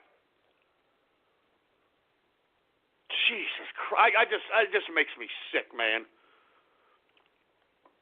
And you know what the lamestream media tried to do this morning? They tried to use some old 2005 Paul Manafort story to cover the wiretapping lies. Now, for you folks that are trying to figure out what are they talking about, Paul Manafort, lest we forget, Paul Manafort played a very limited role in the Trump campaign. As a matter of fact, he was only tapped to get the delegates necessary to be able to get the Republican nomination. Now, if anybody is going to be implicated in Paul Manafort being Russia-tied, then maybe the delegates and all the people in the Republican convention that Paul Manafort dealt with so that Donald Trump could win the nomination to the Republican Party should be investigated as well. All right? I mean, lest we forget, that was Paul Manafort's job. He was brought in to basically get the nomination on the party level because Paul Manafort, he is a political operative. He's a political operative mercenary. All right, the guy has worked for Iran, all right, to help Iranian politicians get elected within their government framework. He has worked for the Ukraine. He's worked for a lot of different countries in which he is paid to utilize his political prowess to be able to get people elected, okay? Now, what they're doing is rehashing some 2005 bunch of BS about some Russian oligarch, all right, that paid him to do some kind of political operative work, which was nothing more than him trying to get somebody elected and trying to tie this Russian oligarch with Putin and then the business that Paul Manafort did with this Russian oligarch. I mean, this was 2005, okay? I mean, 2005, if I recollect correctly, I mean, wasn't Bush and Putin out there at the Crawford Ranch rustling hay with each other back then? Y'all remember that? They're out there riding horses with each other. Y'all remember that crap? I mean, so if we're going to sit here, all right, and talk about all this nonsense about, that Paul Manafort and the 2005 connection is somehow correlated with today's Russia meddling, allegedly, that is a complete lie because in 2005, remember, we were cool with Russia. Do you remember George W. Bush would invite Putin over? Remember he said, I looked into this man's soul, and I know he's good at his heart. Y'all remember that? I mean, are you kidding me? So if you're going to make some correlation with Paul Manafort in 2005 and his some so-called connection with Putin in 2005, lest we forget their jerk nuts, all right, George W. Bush was having like barrel baths in the back freaking ranch out there in Crawford, Texas. Do you remember this? I'm not joking around, man. He used to call Putin Pooty Poo. Remember, that's how close of a connection these idiots had. He called freaking Putin Pooty Poo.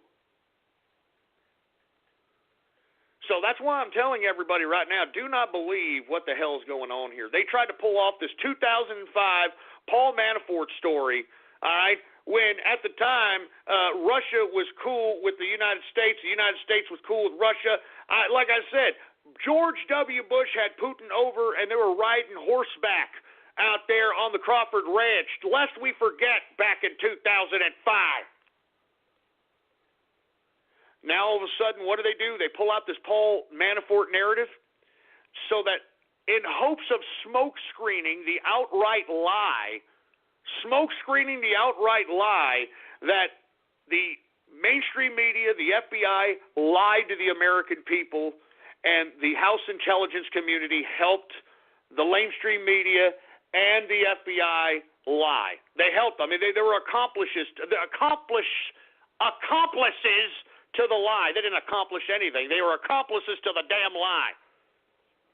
Jesus Christ, man. I mean, this is very complicated stuff, but this is what it is.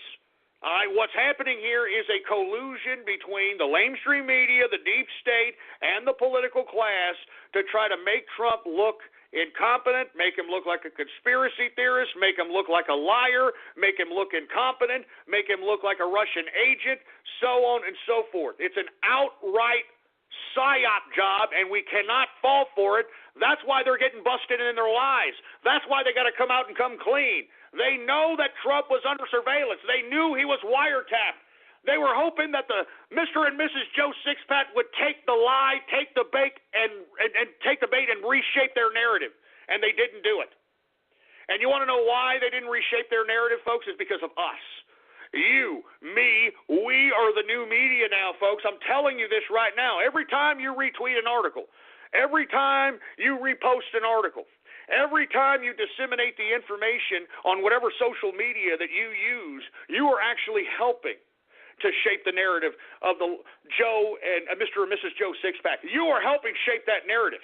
You are defeating the attempt by the mainstream media to lie, outright lie to the American people to shape their perspective.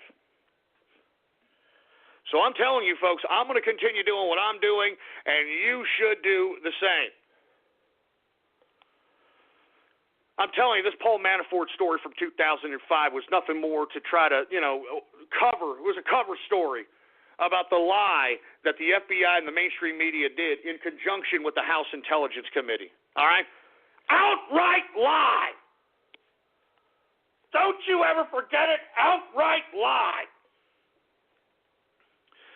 Jesus Christ. Let me move on here, folks, all right? Let's talk a little bit about health care, shall we? Oh, yeah, health care. And for you folks that are unaware, today's the day. Today's the day that supposedly it's going to be an up or down vote on health care. And according to the Liberty Caucus, which Rand Paul is a part of, supposedly they have anywhere from 25 to 30 votes on no on the Republican side as it pertains to the new Ryan Care bill, which has been revamped to some capacity. But still, folks, the biggest criticism against this bill is the fact that premiums continue to rise in price. It does nothing to curb the fact that the premiums are going to continue to go up from the current Obamacare levels that we are seeing. And secondly, folks, the mandate is not gone. All right, the IRS may not be the ones collecting the fine for you not having insurance, but guess what? If you read the Ryan Care bill, if you do not have health insurance for 63 plus days, the insurance in which you're going to sign up next can implement a fine on you higher than the Obamacare fine during Obamacare. So they privatize the fine so that the insurance company can collect the fine from you as opposed to the IRS.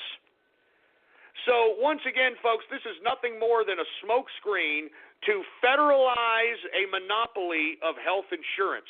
And that's why you have people like Rand Paul and others in the Liberty Caucus out here not wanting to vote for this, because this is still federalizing the health care insurance monopoly on the American people.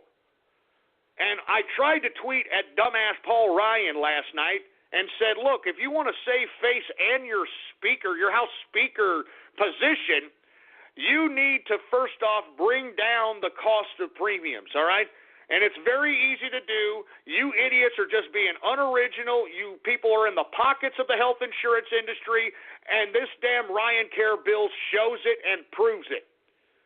But if you can reestablish the premiums, all right, and then put people in a high-risk pool and those that don't accordingly so that you can offset any kind of outgoing costs related to higher-risk premiums, then you can somehow make this feasible for the consumer so that the costs of insurance for folks will actually come down.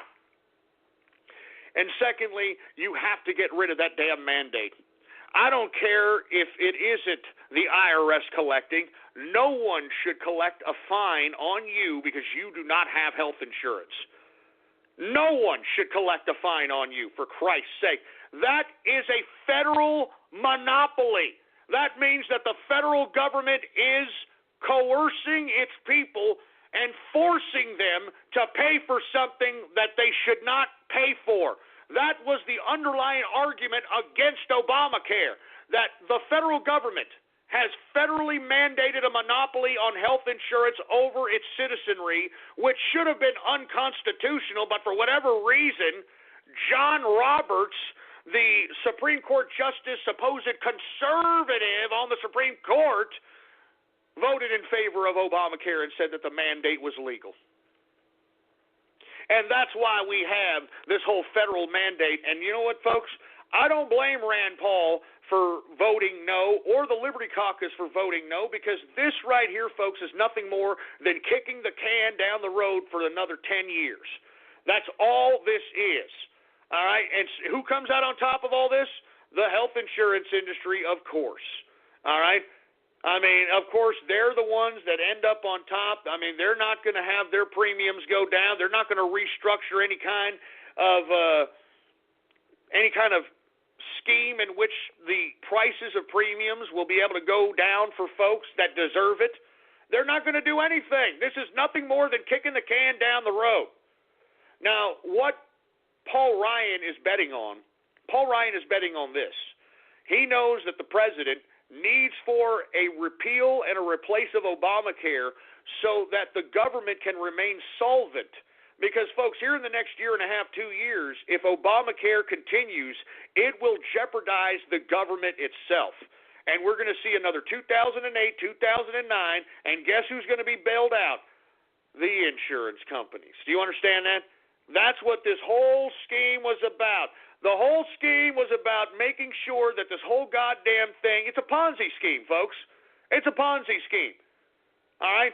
What it is that younger, healthier people who don't even have economic opportunity to begin with in this country, younger and healthier people are charged a higher rate of insurance premiums so that they can basically subsidize the old, the pre-existing condition, and the poor, and the immigrants, mind you, and the immigrants.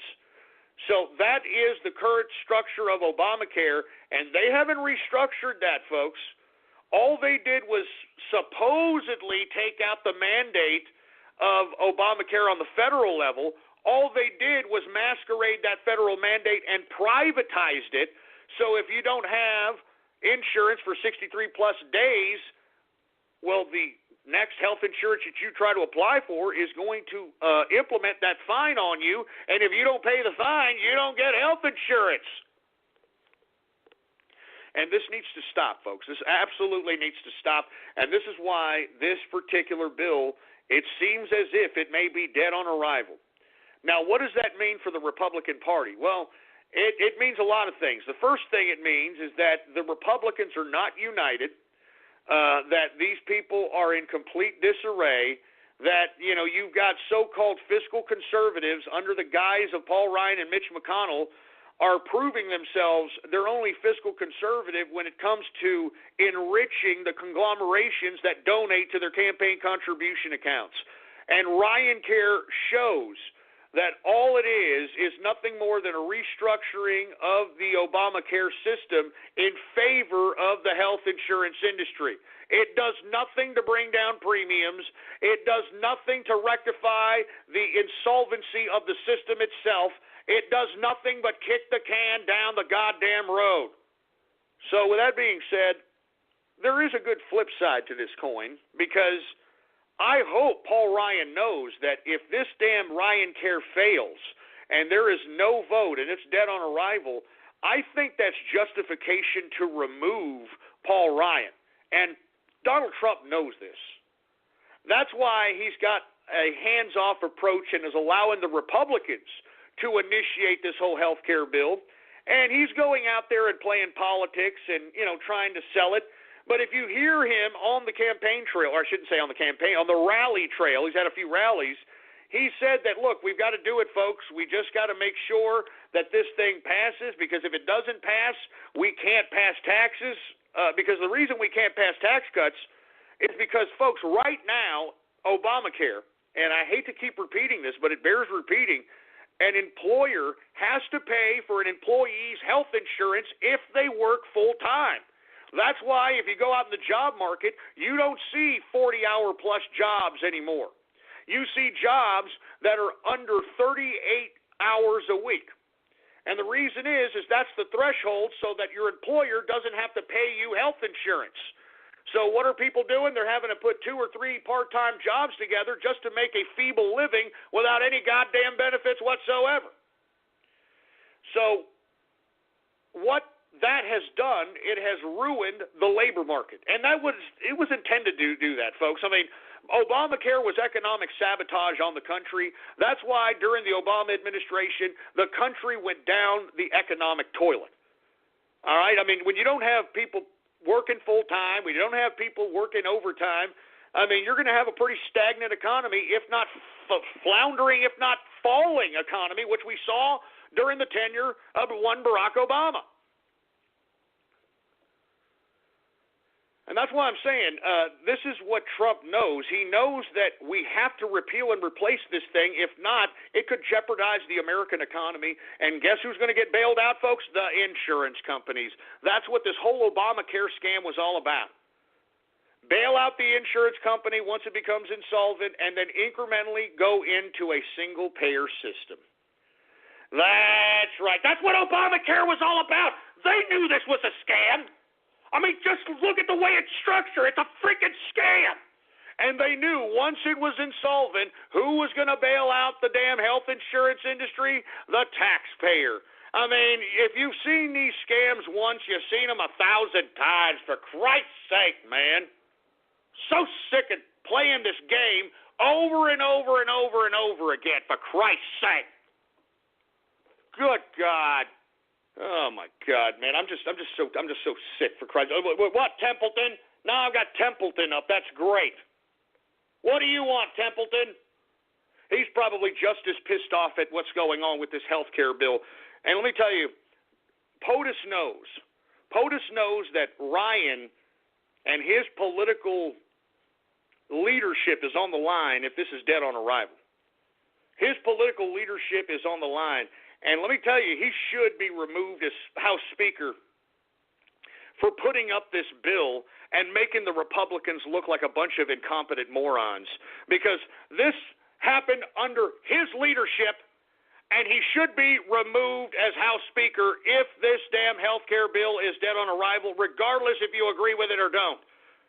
I mean, what kind of a leader is he if he cannot bring the party together and be cohesive about one subject? If he can't do that, he's not a leader. He needs to be removed, and he needs to be the lowly congressman that he is, and he needs to shut his hole.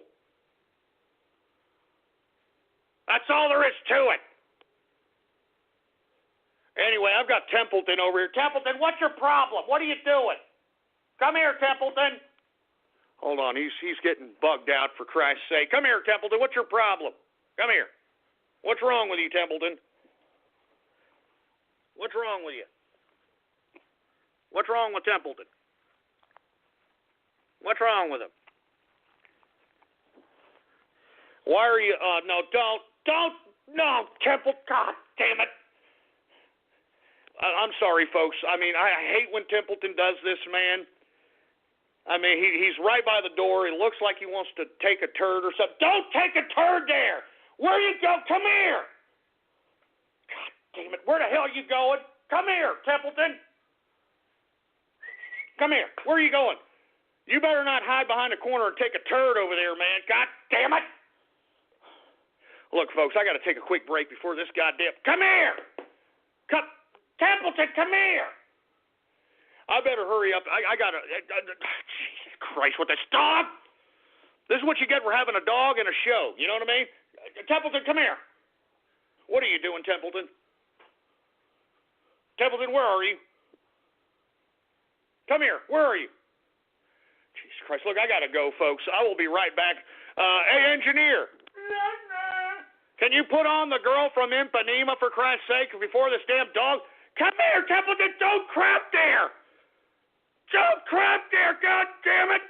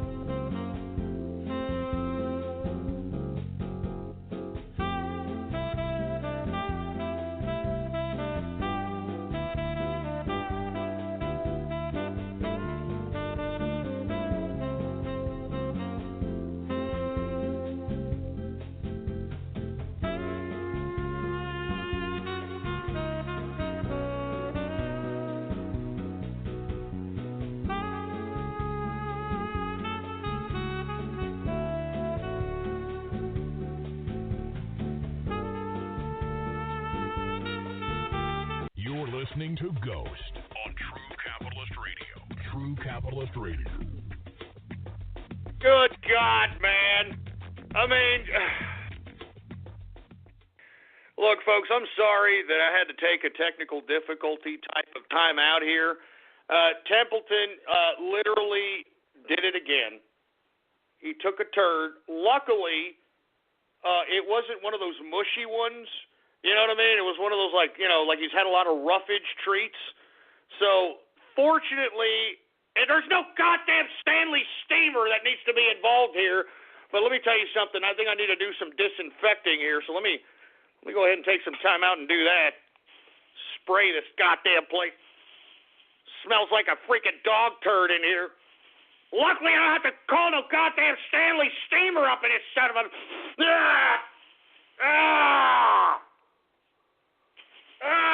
God damn it. Thank God for Lysol. Good God. Anyway, luckily, it's not going to cost me anything, all right? I'm sorry. Look, this is what happens when you have a dog here, all right? And like I said, I'm broadcasting 3 hours a day, for heaven's sake, 5 days a week. Jeez Christ, man. Where was I, engineer? I forgot. Oh, that's right. Healthcare, once again, seems like it's DOA, dead on arrival, but as I stated, folks, if for whatever reason healthcare reform is not passed, it's Paul Ryan's ass. That's all there is to it, and he should be removed as House Speaker, because if he doesn't have enough leadership to bring the Republicans together on a single issue, then he is useless. I mean, he was useless during Obama's tenure, and he's useless now. And as far as I'm concerned, Wisconsin should be ashamed of itself for electing such an idiot. All right? But then again, I don't know if I put anything past Wisconsin. You people put cheese on your heads in pride, so you gotta figure that out amongst yourselves. Anyway, let's move on to another subject matter here, folks. Let's put everybody in a good mood. Y'all remember earlier this week that David Rockefeller died at age 101.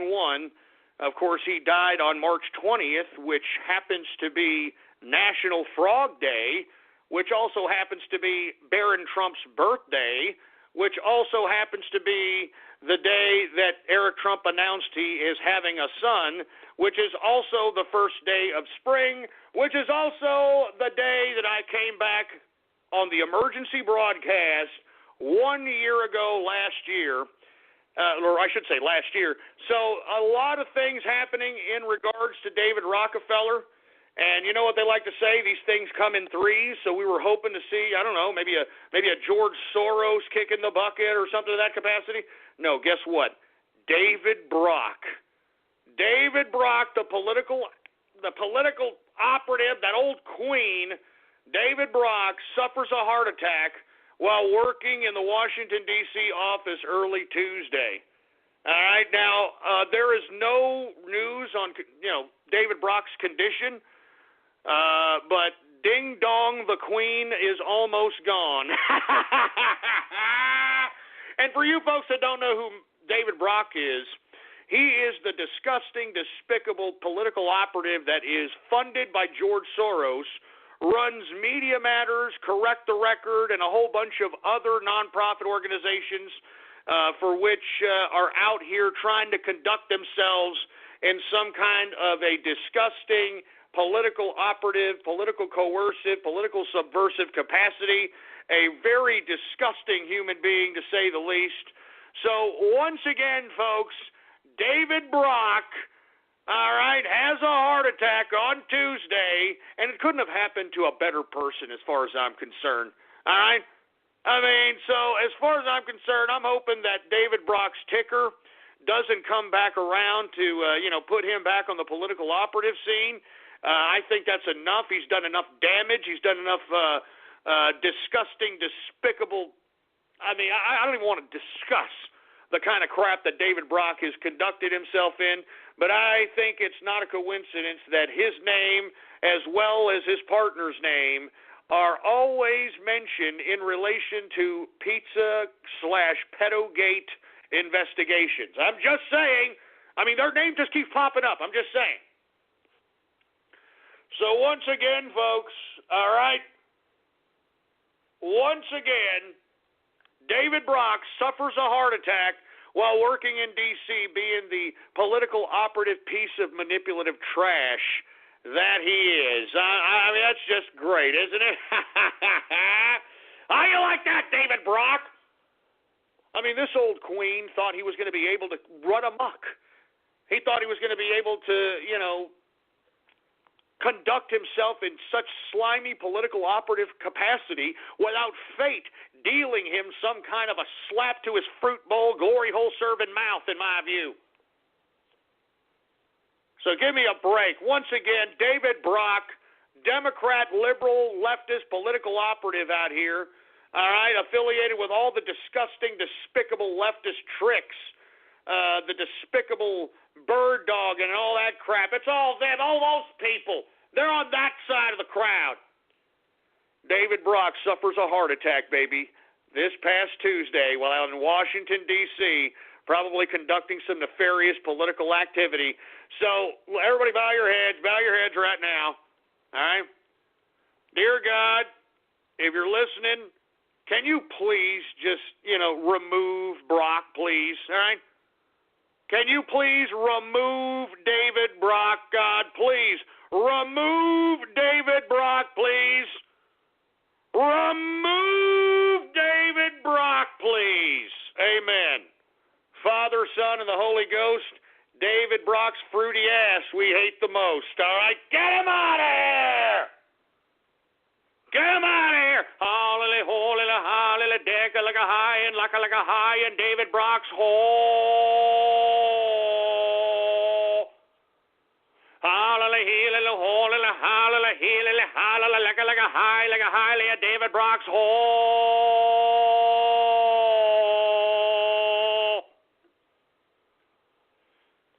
Anyway, now that we've gotten that out of the way. Calling the beautifully redesigned 2017 Mercedes-Benz CLA simply a four-door coupe is like describing a world-class athlete as just a good runner. With its sleek profile and powerful turbocharged engine, the CLA offers agility and design that are unmatched in its class, and it's available now at an exceptional price. Why drive any four-door coupe when you could be driving the 2017 Mercedes-Benz CLA? Visit MBUSA.com/CLA to learn more. Mercedes-Benz, the best or nothing. It is now the third and final hour of the True Capitalist Radio broadcast. And, of course, I am your host, the man they call Ghost. And once again, folks, I want to thank you very much for tuning in with me. Before we get started on anything else, I'd like for everybody to please spread it around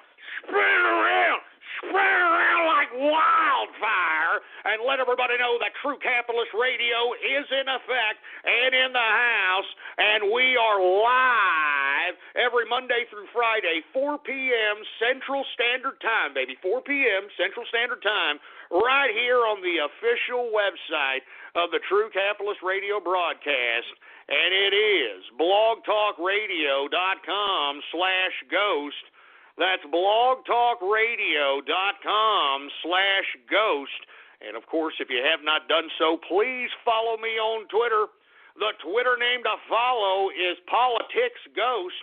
All one word, no underscores. PoliticsGhost is the name to follow. And I'm also on Gab, folks. I'm also on Gab under the same name. But, after Gab tried to, hit me up with the $5.99 a month to get verified thing, I think I'm going to go try to open up my own social media network. I'm not joking around. It don't take me a lot of work, a lot of time, but, it's just disgusting, man. Come on, man. And, like, a social media network just for the listeners, just for the people listening. We don't need all these other jerk dicks out here that are, just going to come on. No, this is for the listeners, baby. Anyway, let's continue going, folks, all right? Where were we at? We're at David Brock having a heart attack. Ding dong, the queen is almost gone. Now, let's talk a little bit about a story that has been a little viral as of late here. And I'm talking about the 14-year-old legal immigrant girl that was raped by two illegal immigrants in Rockville, Maryland. Now, for you folks that are unfamiliar with this case, Sean Spicer kind of alluded to this case, I believe, in yesterday's press briefing. And it's gone a little viral since then because this is just yet another instance in which we are allowing folks that for whatever reason are coming into this country illegally, and we're embracing them, we're housing them, we're giving them entitlements, we're giving them free education, and this is the kind of behavior that seems to be prevalent amongst those that are undocumented or, for a lack of a better term, extreme vetted. So for you folks that are unaware, this legal immigrant, the little girl at 14 years old, was a legal immigrant that came into this country legally, was raped by two illegal immigrants, 17 and 18 years old, raped this legal immigrant in a bathroom. And the reason that this is such a prevalent story, and I bring this up today, folks, is because if you took a look at the hashtag this morning under Rockville Rape, that was the hashtag. As a matter of fact, let me go ahead and retweet the article for which I tweeted it about, because it went a little viral. And as a matter of fact, I had a lot of people tweeting at me that they couldn't believe that these people in the hashtag Rockville Rape were defending these immigrants. You actually had liberal lunatics defending these immigrants, for Christ's sake. You had one teacher, related to some education. I only saw the clip once, folks. It was retweeted, and I only saw it. She called this Rockville rape a fluke. It's only a fluke. That's all it was. It's an isolated incident. That's all it is. Go ahead and take a look at my Twitter account right now if you want to be linked up to the actual article in question so you can be enlightened about this particular case. Once again, folks, two illegal immigrants charged with raping a 14-year-old girl at school. This was at school, too, folks. I want to remind you, I guess I forgot to tell you that as well. This was at a school, all right? All right, where you go send your children out there, where you're supposed to get an edumacation out there. No, you're sending your goddamn children into a freaking war zone, man, into a war zone. Look, take a look. Thank you very much, Lord Vulcan. Here is the teacher here, right here. Here it is. Let's go ahead and listen to this. I'm going to go ahead and retweet that. This should change your attitude right now if you're a bleeding heart liberal. And this is what I'm retweeting. If you think that you're so liberal and you think that you are Mr. or Miss We Are the World, virtue signaling social justice warrior, this is right here. Right here is what you represent. Right what I just retweeted right here. Some teacher calling a goddamn rape a fluke. Right? And yet you'll still have these feminists out here talking about date rape and university rape and dorm rape and all this other crap, and yet we've got a legal 14-year-old immigrant girl being raped by two illegal immigrants in an American high school, and now when it comes to her rape, it's just a fluke. Oh, it's just a fluke. It's an isolated incident. It's a one-shot deal, for Christ's sake. What a joke. What a joke. And you see, folks, this is why you people that are so for immigration, you should be ashamed of yourselves because you people have blood on your hands. You people are justifying this particular rape just to suit your narrative. This was a legal immigrant little girl that came to this country for a better life, and yet she's met up with, fellow immigrants who aren't legal, and they take advantage of her in a damn restroom, for Christ's sake, and you liberals are defending this? You liberals are defending this? I mean, how in the hell can you be a liberal at this point in time without admitting to yourself that you're for child molestation, that you're for child rape, that you're a pedophile at this point in time? I'm not even joking around, and I don't say that lightly. Believe me, every goddamn form of leftism, of Democrats, of liberalism, it all comes down to pro-pedophilia. It all comes down to pro-child rape. I'm not joking around, man. I mean, I can't believe that Hillary Clinton and John Podesta and these people that are implicated in this Pizzagate story can joke about it. Like they joke about being a part of a Pizzagate conspiracy. Like, I would be freaking disturbed if people thought that I was in any kind of a goddamn conspiracy belonging to children, children abduction, children rape. I would do everything in my power to show everybody that it's a lie. That it was not true and that it was a smear. I wouldn't joke around about it. I wouldn't be like, oh, well, what goes around comets around. I mean, I wouldn't be joking about this particular scenario. Would you? Would you be joking around about being implicated in a conspiracy that involved child abduction, child molestation, pedophilia, and potentially child murder? I mean, would you kid around about that? Would you kid around about that publicly as if you're untouchable? That's what these Democrats are doing. Anyway, folks, listen to me. This is a very, very serious issue because now it puts into question this whole immigration policy that everybody's fighting against. All these lawyers that are going to these circuit court judges, this asshole idiot in Hawaii that struck down the latest travel ban by the Trump administration, and an hour prior to that, from what I understand, Obama and the judge were getting chummy. I mean, they're old. From what did Hannity say? They used to do blow together back in the day, for Christ's sake. The same judge. I'm telling you this right now. All you people that are in favor of this, you have. If you're in favor of illegal immigration, if you're in favor of sanctuary cities, if you're in favor of breaking the law in immigration capacity, you people have blood on your hands at this point in time. You people are condoning this illegal activity. You understand?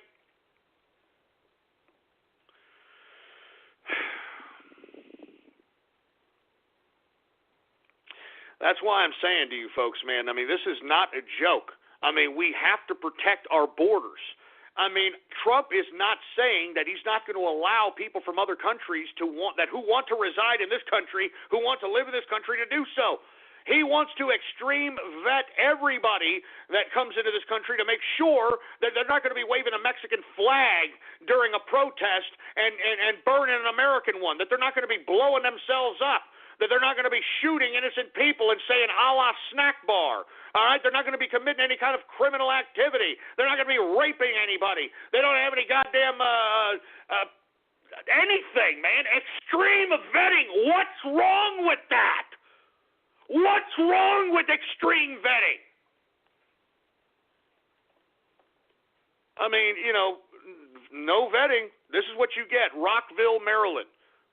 14-year-old legal immigrant raped in a bathroom by two illegal immigrants 18 to 17 years old. 17, 18 years old. And yet liberals are defending these immigrants. Liberals are justifying this rape, you know. I mean, I just don't understand. You liberals, and look, I'm not justifying any rape, believe me, okay? I am not justifying any rape whatsoever. But I always hear about how colleges and women in colleges, it's so dangerous, dorm rape, college campus rape, date rape, all this rape. And here we have a national story in which a 14-year-old girl was raped by illegal immigrants in a high school bathroom, and yet somehow these same feminists that cry rape, rape, rape, rape this, rape that, rape, rape, rape, rape, rape, date rape, college rape, campus rape, they don't want to yell rape when it comes to this. Why? Because these people are disgusting political operatives that are utilizing issues to gain power. The people that are leading these political wedge issue organizations could care less about the actual issue.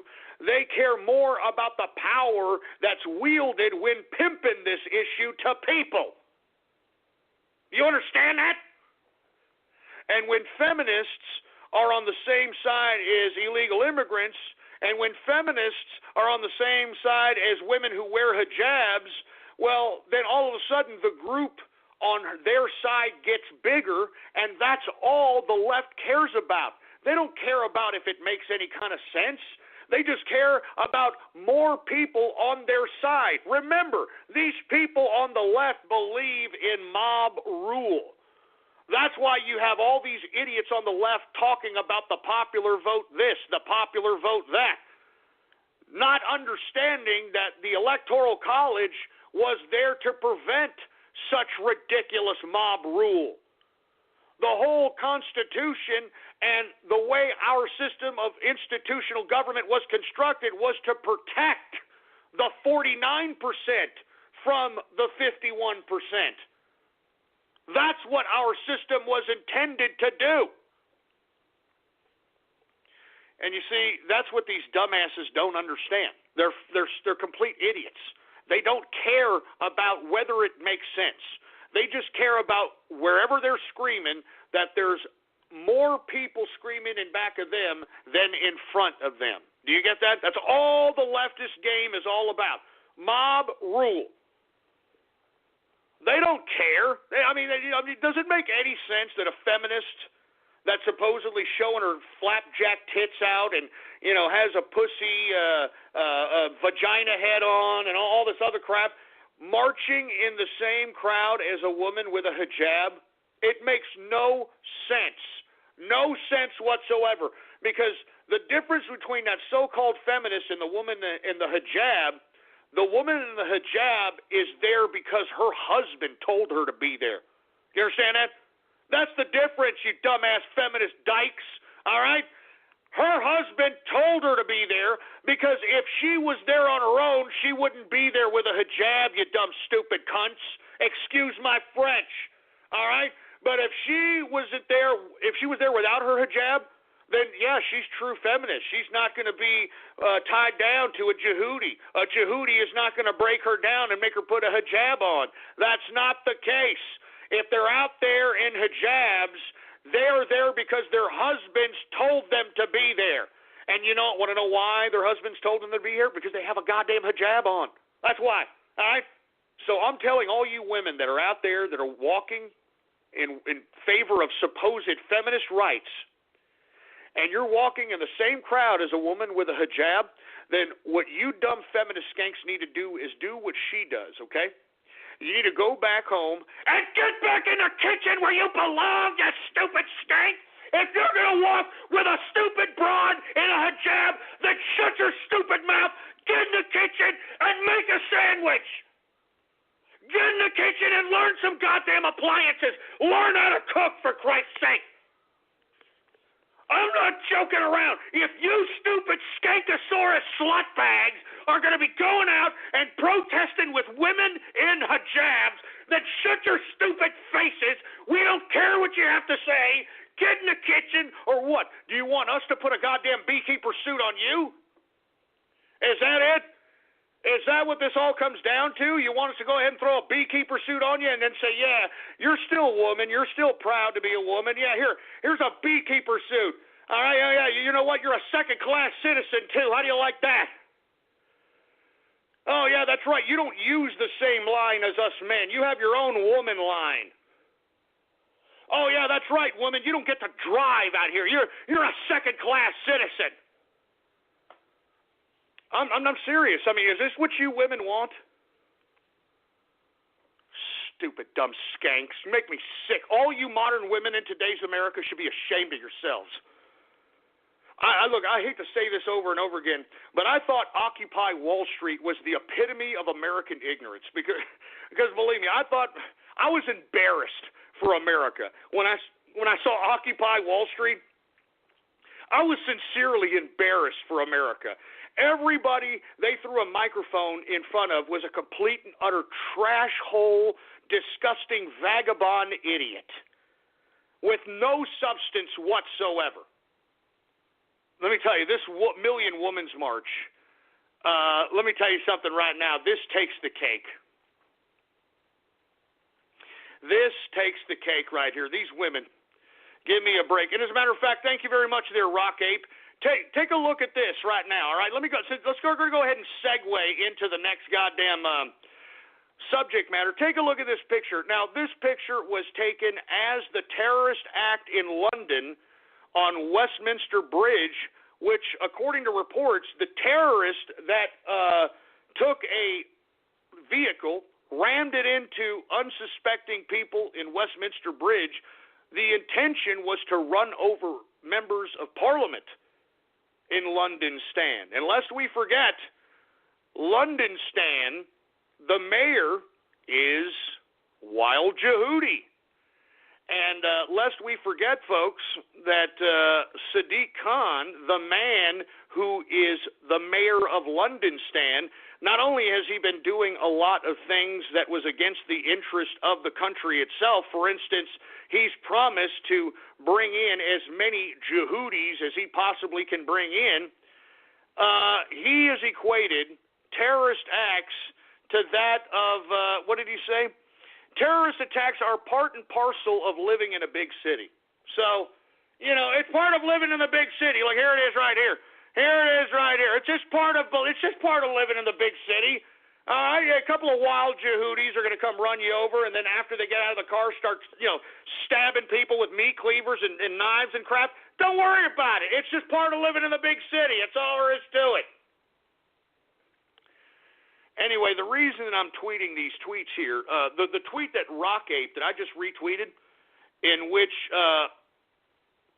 there's just a woman walking past the terror victim. I mean, see that woman in a hijab? You see that woman in a hijab right there? She's just walking right past terrorism like it's no big deal, talking on the phone. I wouldn't be surprised if she's saying, a la snack bar to whoever the hell's on the phone over there. And you see, folks, this is what I'm talking about out here. How many more times do we need to be hit up as a country before we start realizing that fanatical, radical Islam is a problem with Western civilization? And to integrate anyone who feels that they are such devout, radical Islamists that they have to wear hijabs, that they got to pray 5 times a day, and that we're forced to, oblige them. You see, this is what I don't understand, okay? In Western civilization, we believed in freedom of speech. We believed in freedom of religion. We believed in these adherents that created Western civilization. Now, what I don't understand is every time these leftists and these liberals and these atheists get together, what do? They try everything, they say everything in ridicule of Christianity. Now, I'm not a religious man, but that's fine. You want to make fun of Christianity, you want to sit here and desecrate Jesus and desecrate the Virgin Mary, desecrate baby Jesus, all that's fine. But once you start criticizing, not even desecrating, not even insulting, once you start criticizing Islam, all of a sudden it's a hate crime. All right, all of a sudden it's a hate crime, isn't it? Now, how is it and why is it that radical Islam has this pass in Western civilization that we have to conform to it as opposed to it having to conform to us? I mean, that's what everybody should have to do in Western civilization, is that everyone should have to conform to Western civilization. They have to accept different religions. They have to accept different practices. They have to accept different people. Why is it, can somebody explain to me, that Western civilization has to bow to radical Islam in every capacity? Why does not radical Islam or anyone who is of the Islamic faith living in Western civilizations, why don't you oblige our civilization? And that means we don't pray 5 times a day, nor do we have to oblige your little prayer in any public arena, nor do we want to see it. All right? As much and as adamant and as vile as the atheists are against the Christians, every time there's a Christian prayer at a goddamn football game, you've got these atheists trying to take the damn school to court. Anytime there's prayer in a cafeteria prior to a meal, the damn teachers are telling them, no, you're going to get in trouble for that. No, but when radical Islamists can go out and do this a la snack bar pray to Mecca, getting on their knees 5 times a day, and wearing hijabs and wearing the garb. We just got to oblige this? I mean, we just have to oblige this? We got to what? We have to rechange our society for these folks? Absolutely not. Absolutely not. And it's time for Western civilization to understand that we are not going to reestablish a new way of life because a group of people for whatever reason don't want to assimilate into Western civilization. So as far as I'm concerned, folks, I mean, we have got to stop obliging Islam as far as us walking around kid gloves around it. All right? Now, I don't mean to single out all of Islam, but let's be honest, there is not enough secular voices. There's not enough voices within Islam that can provide a reformation on the basis of their religion to reinterpret it any other way. Right now, everyone that is in these refugee situations all over Western civilization, they're not obliging the country that's helping them.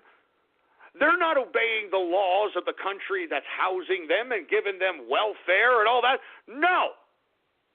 The countries that took them in, that gave them a new home, now have to work around their spirituality, their life. And all I'm saying is, folks, it's time for us to start realizing that if Islam does not want to be a part of Western civilization, then it needs to go back to where it came from. I'm sorry. And I hate to say this because I have been very, very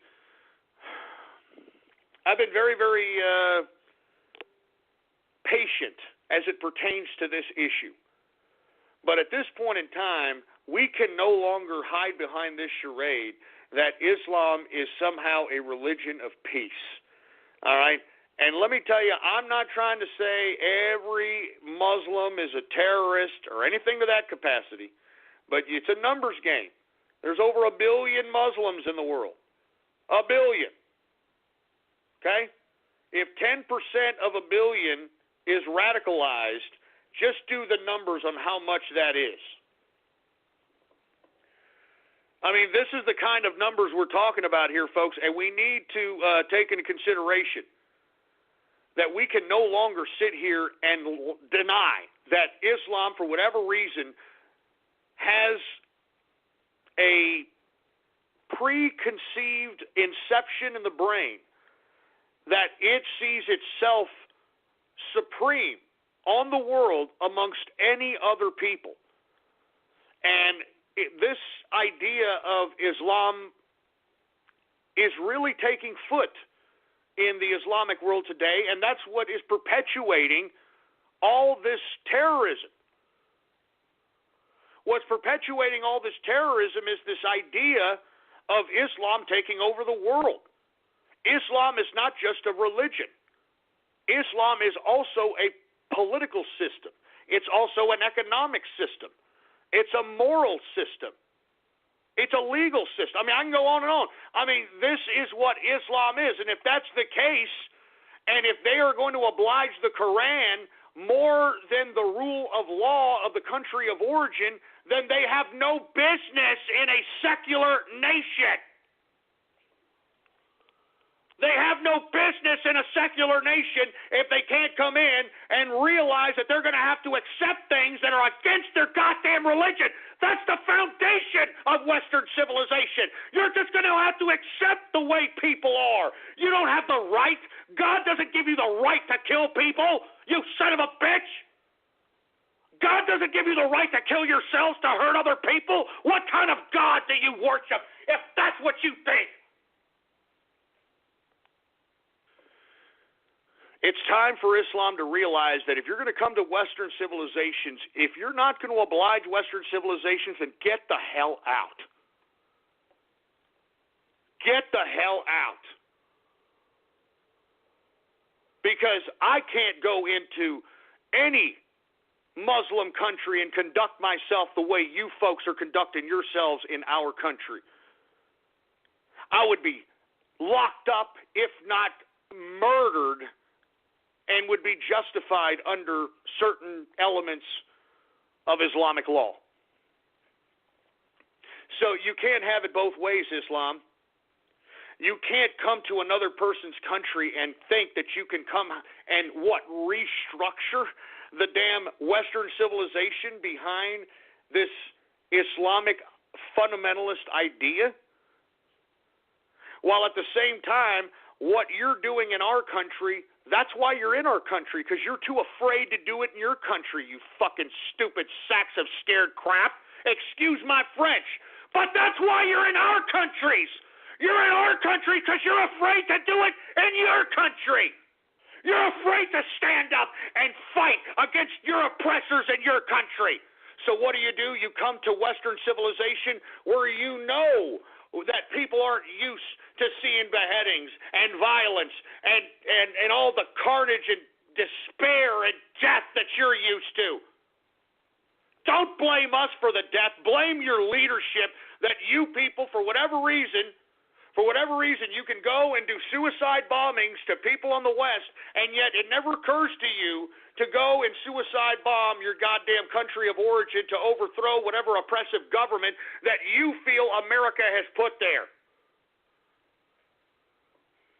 I'm serious, man. I'm tired of this. I'm tired of it, and I'm sick of it, and it's about time that people realize that if you're going to sit here and try to make any kind of justification for any of these terrorist acts, and that you're going to justify American civilization and other Western countries having to, rework Western civilization around Islam, around the hijab, around prayer, around all that. No! We're not going to do that. So that's my piece on this. I mean, how long are we going to just sit here and continue to deny the obvious, that for whatever reason, this refugee situation, which was founded in liberal ideas, remember, Europe opened their arms to these Yehudis and felt sorry for them and said, oh, look, we poor things, you guys, you're in war-torn areas, we feel sorry for you, come on down.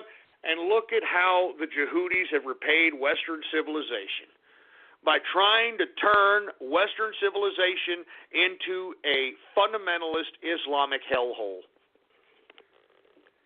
So just based on that observation alone, one needs to re-establish a new view on mainstream fundamentalist Islam on a worldwide scale. Calling the beautifully redesigned 2017 Mercedes-Benz CLA simply a four-door coupe is like describing a world-class athlete as just a good runner. With its sleek profile and powerful turbocharged engine, the CLA offers agility and design that are unmatched in its class, and it's available now at an exceptional price. Why drive any four-door coupe when you could be driving the 2017 Mercedes-Benz CLA? Visit MBUSA.com/CLA to learn more. Mercedes-Benz, the best or nothing.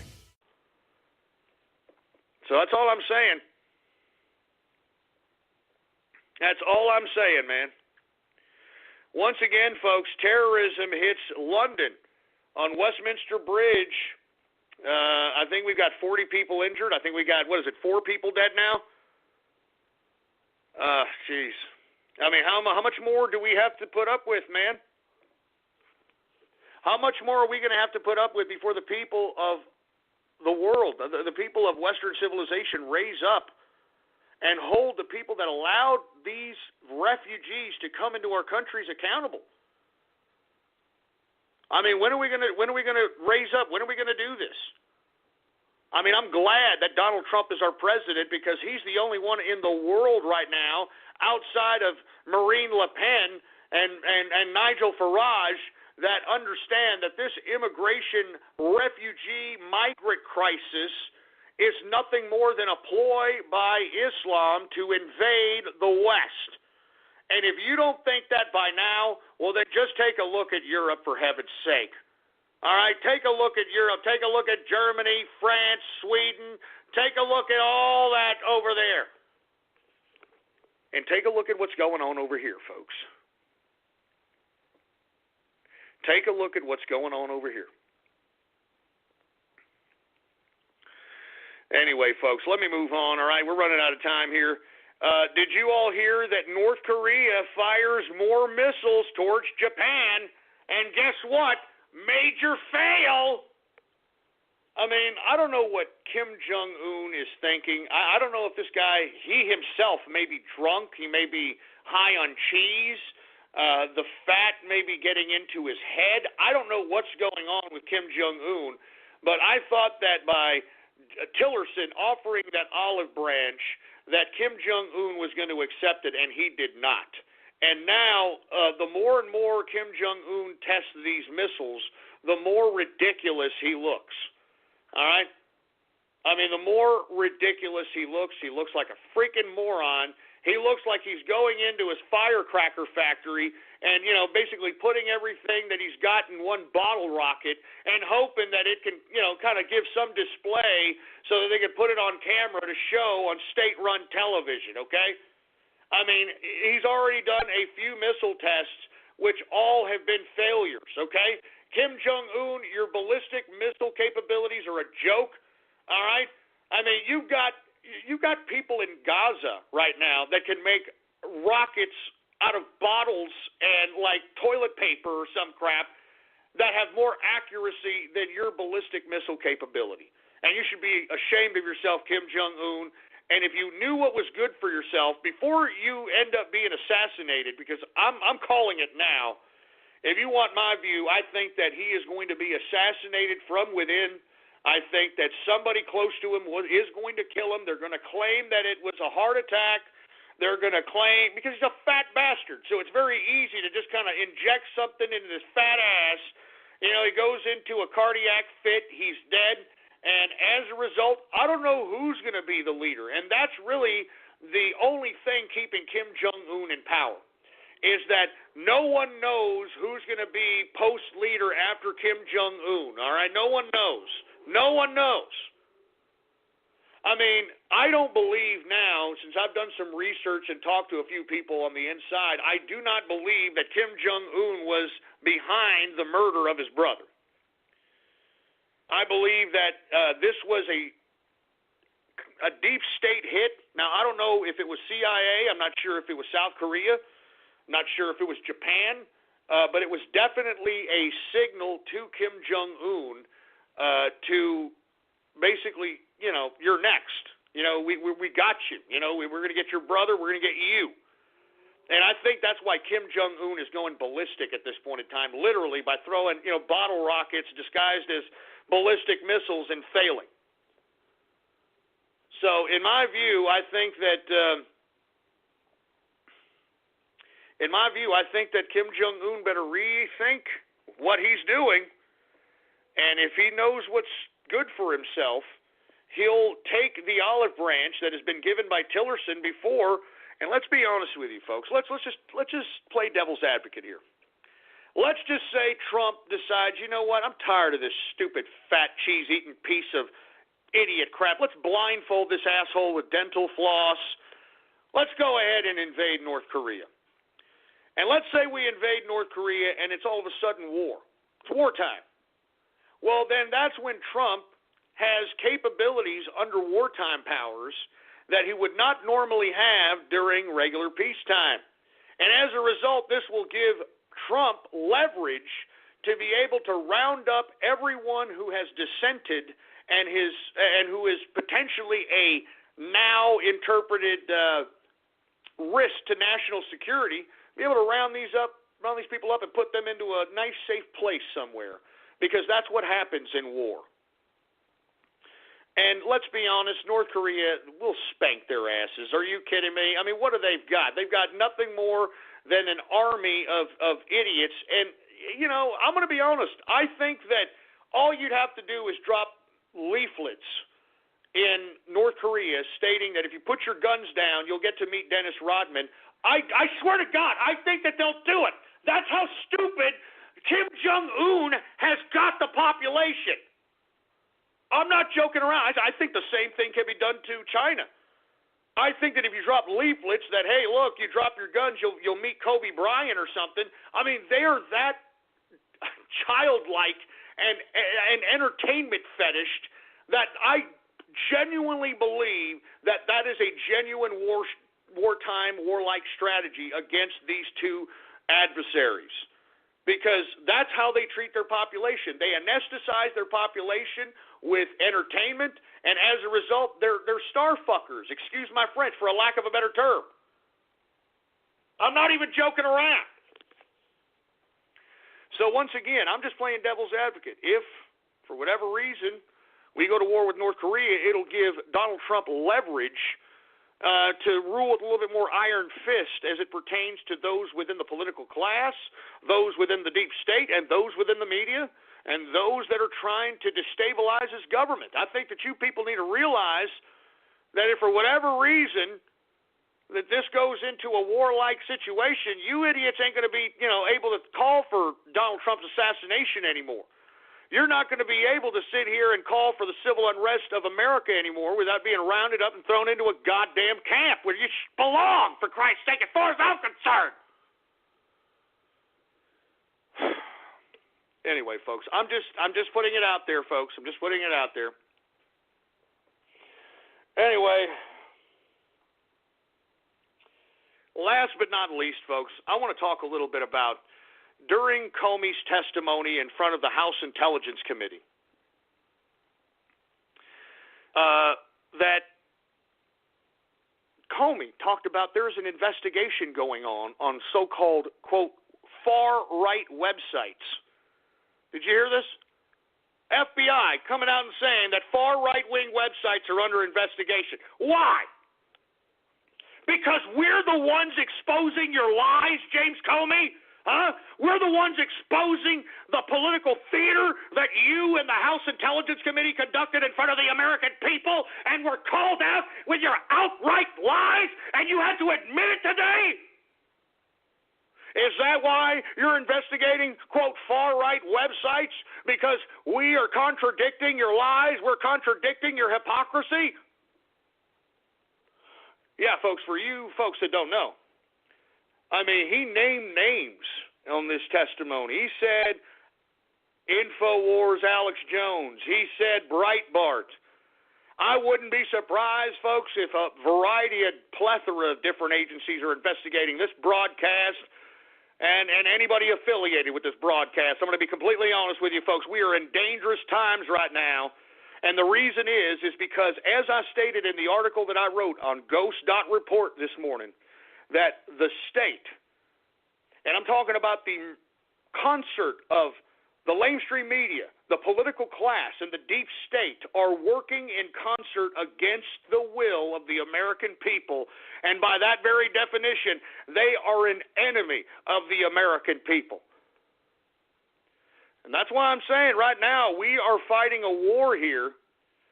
And if we don't win this war, folks, the idea of for the people government is going to be a memory in the halls of antiquity. And we will forever be ruled by psychopaths that have more loyalty to a bureaucratic Frankenstein system than to the progress of humanity itself. And that, my friends, is a very, very dark future that I don't think anyone wants for themselves or wants for their posterity. So that's why I continue to tell everybody that's listening to the sound of my voice, we have to continue to disseminate the information. Believe it or not, just by listening to this broadcast on a consistent basis puts you on the radar. Folks, I said this the day before yesterday. We are having people who listen to this broadcast and that call in. A lot of people like to call in and listen on the phone, and listen to the broadcast. They are now being targeted by their carriers and threatened with FCC lawsuits for fraud, for listening to this broadcast on the telephone. I kid you not, folks. I have people that listen to this broadcast that have been told by AT&T specifically that if they call this number, they said if you continue to call that number, is what they tell the customers and the listeners of this broadcast, if you keep calling that number, we're going to not only disconnect your line and completely deny you service, but we're going to charge you with fraud under an FCC regulation in which they claim that the people that are listening to my broadcast on the phone are causing, what did they say? Data traffic, unwanted data traffic, purposeful data traffic, or something of that capacity. So yeah, and you look, people are telling me, yeah, that happened to me too, Ghost. I can't believe that you're saying this. I'm telling you, we are being targeted as well, folks. Okay, and why? Because I'm telling the truth. The truth. And when the truth becomes patriotic, that's when you know that we're in almost a totalitarian state. Huh? When the truth becomes patriotic, that's when you know we're in a totalitarian state. Anyway, folks, once again, FBI investigating far-right websites, investigating Alex Jones, investigating Breitbart. Wouldn't be surprised they're investigating yours truly. I'm telling you, it's us against them. Donald Trump is our last line in the sand for us, the people, to take control of the government. Because as I stated, liberty is taken, not given. These bureaucrats that have taken our liberty are not going to just give it to us. We have to take it from them. We've got to take it and grasp it in our hands and never let it go. A government that fears its people is a government made for the people. A people who fears its government is tyranny. Always remember that. This government should be afraid of us, not us afraid of them. And let me tell you, just by the actions the deep state, the lamestream media, and the political class are taking against us proves that they're scared of us. And you want to know why they're scared of us, folks? Because we actually have influence on Mr. and Mrs. Joe Sixpack. And what have I always told you about the grand chessboard of political science? That's what it's all about. It's about convincing the masses into accepting whatever political policy necessary and continuing on with their lives. That's all it's about. Accepting whatever policy being put forth by the state without any kind of dissent or opposition. And if there is any kind of dissent or opposition, it's so insignificant, it's drowned out by those that are for the policy.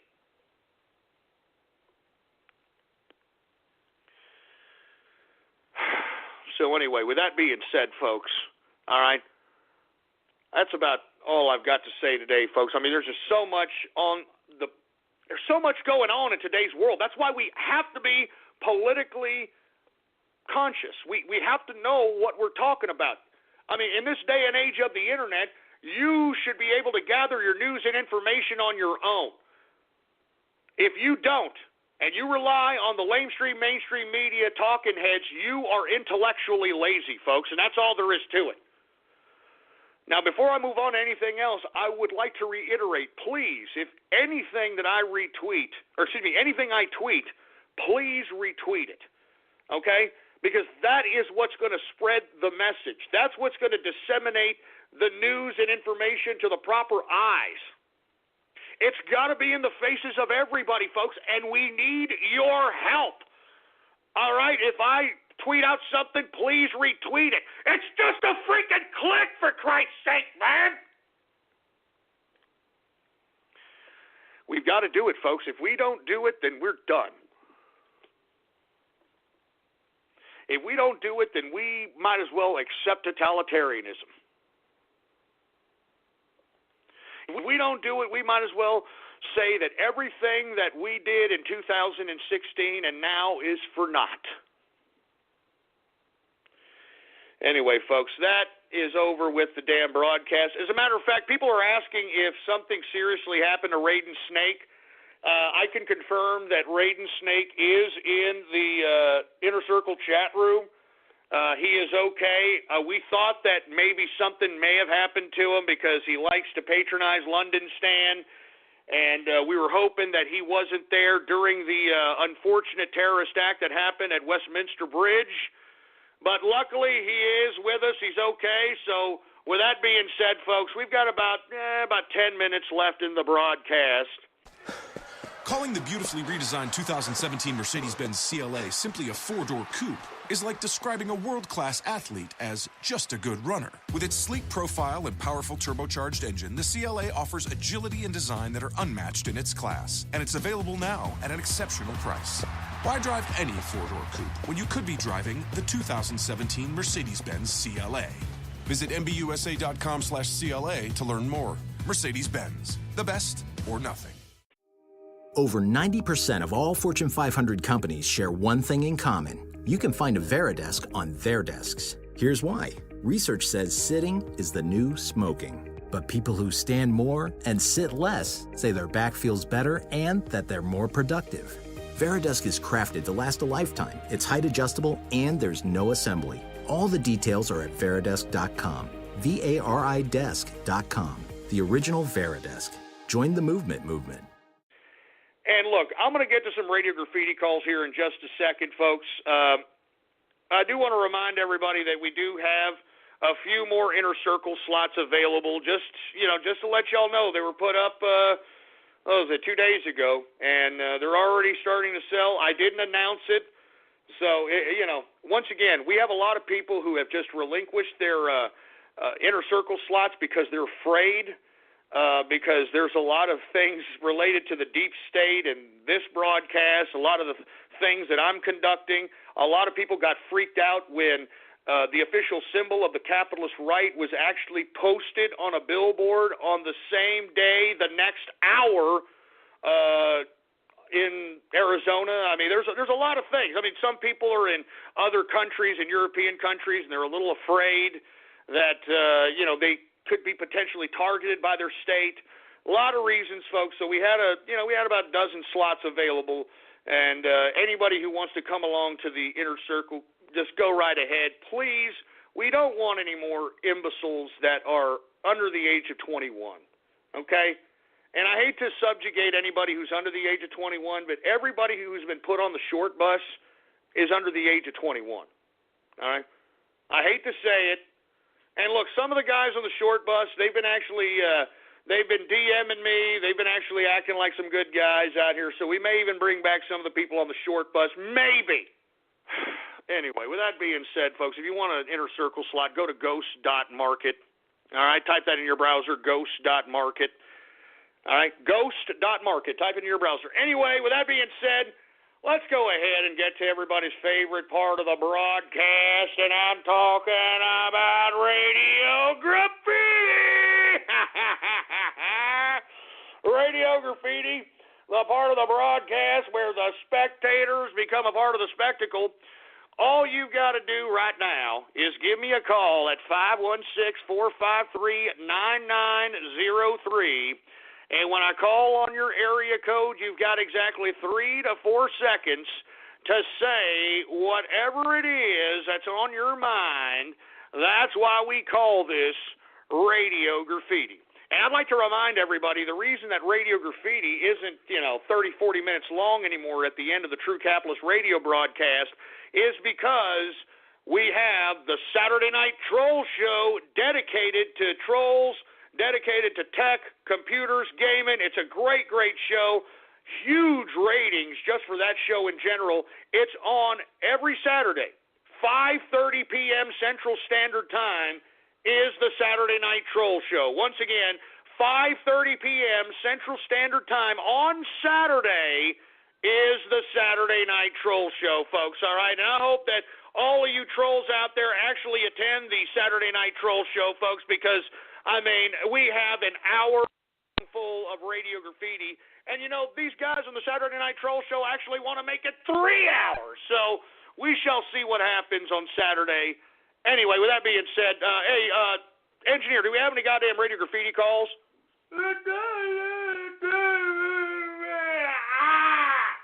All right, well, let's go ahead and get to some radio graffiti right now. All right, who do we got here? How about anonymous radio graffiti? Oh, like testing games, like see if they run. I mean, it can do. Die for the name of Allah. Allah Akbar. Allah Akbar. Raiden got stabbed in London. And what are you listening to, little Christian pig? Uh-oh.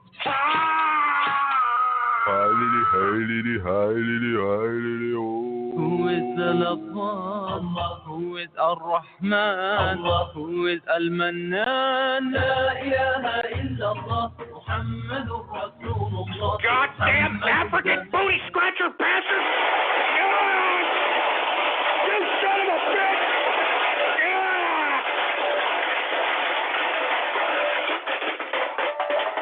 Look! You leave Raiden Snake alone! You understand me? You son of a... Is he still on the line? This son of a bitch, get off the line! Get the hell off! You son of a bitch, leave Raiden Snake alone! You leave Raiden Snake alone! Jesus Christ, give me the mic! Give me the mic! God damn it, you son of a bitch! Leave Raiden Snake alone, you goddamn African pony scratcher! Jesus Christ, anonymous radio graffiti! Need a dispenser, need a dispenser, need a dispenser, need a dispenser, need a dispenser. No!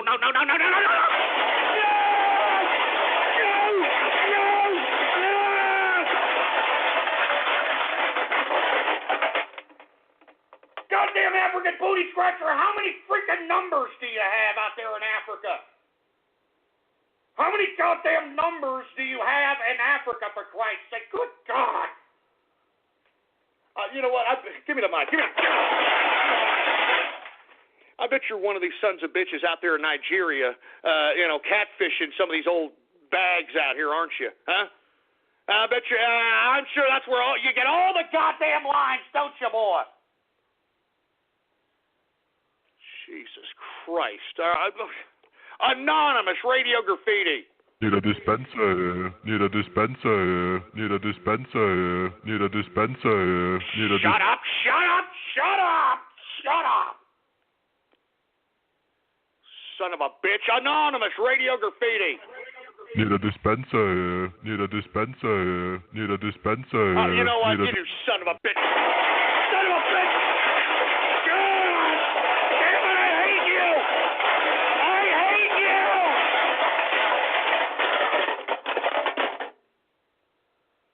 I hate that goddamn African booty scratcher piece of crap, man!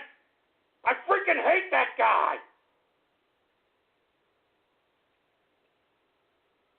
Good God. Give me the mic. Give me the mic. Jesus Christ, man. Anonymous radio graffiti. Crazy radio graffiti. Look at this photograph. Every time I do it, makes me laugh.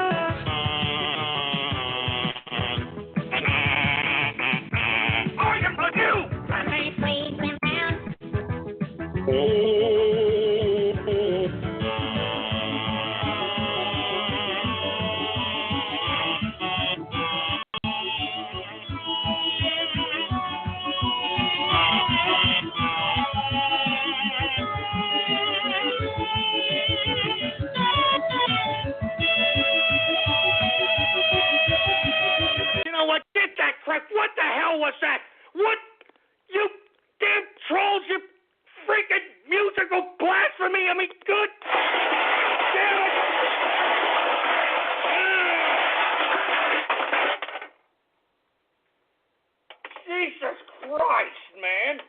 How many remixes are there out there, man? Seriously, how many remixes are there? Freaking musical blasphemy bastards. Give me the mic.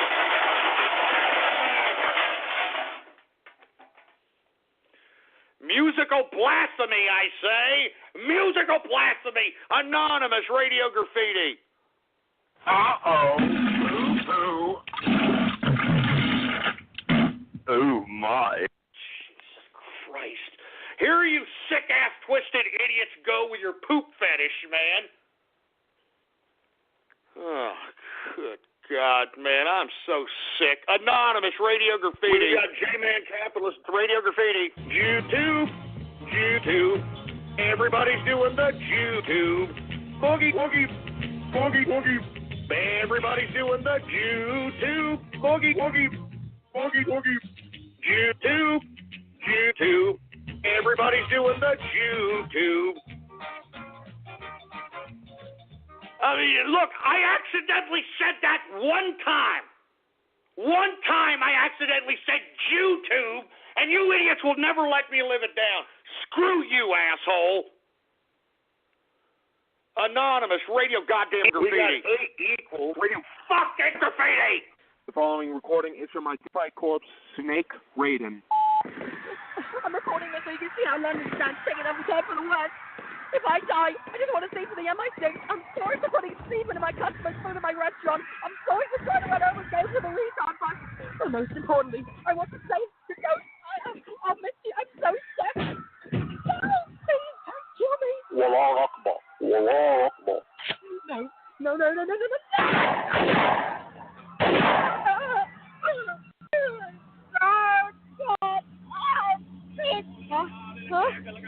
Like a high in David Brock's hole.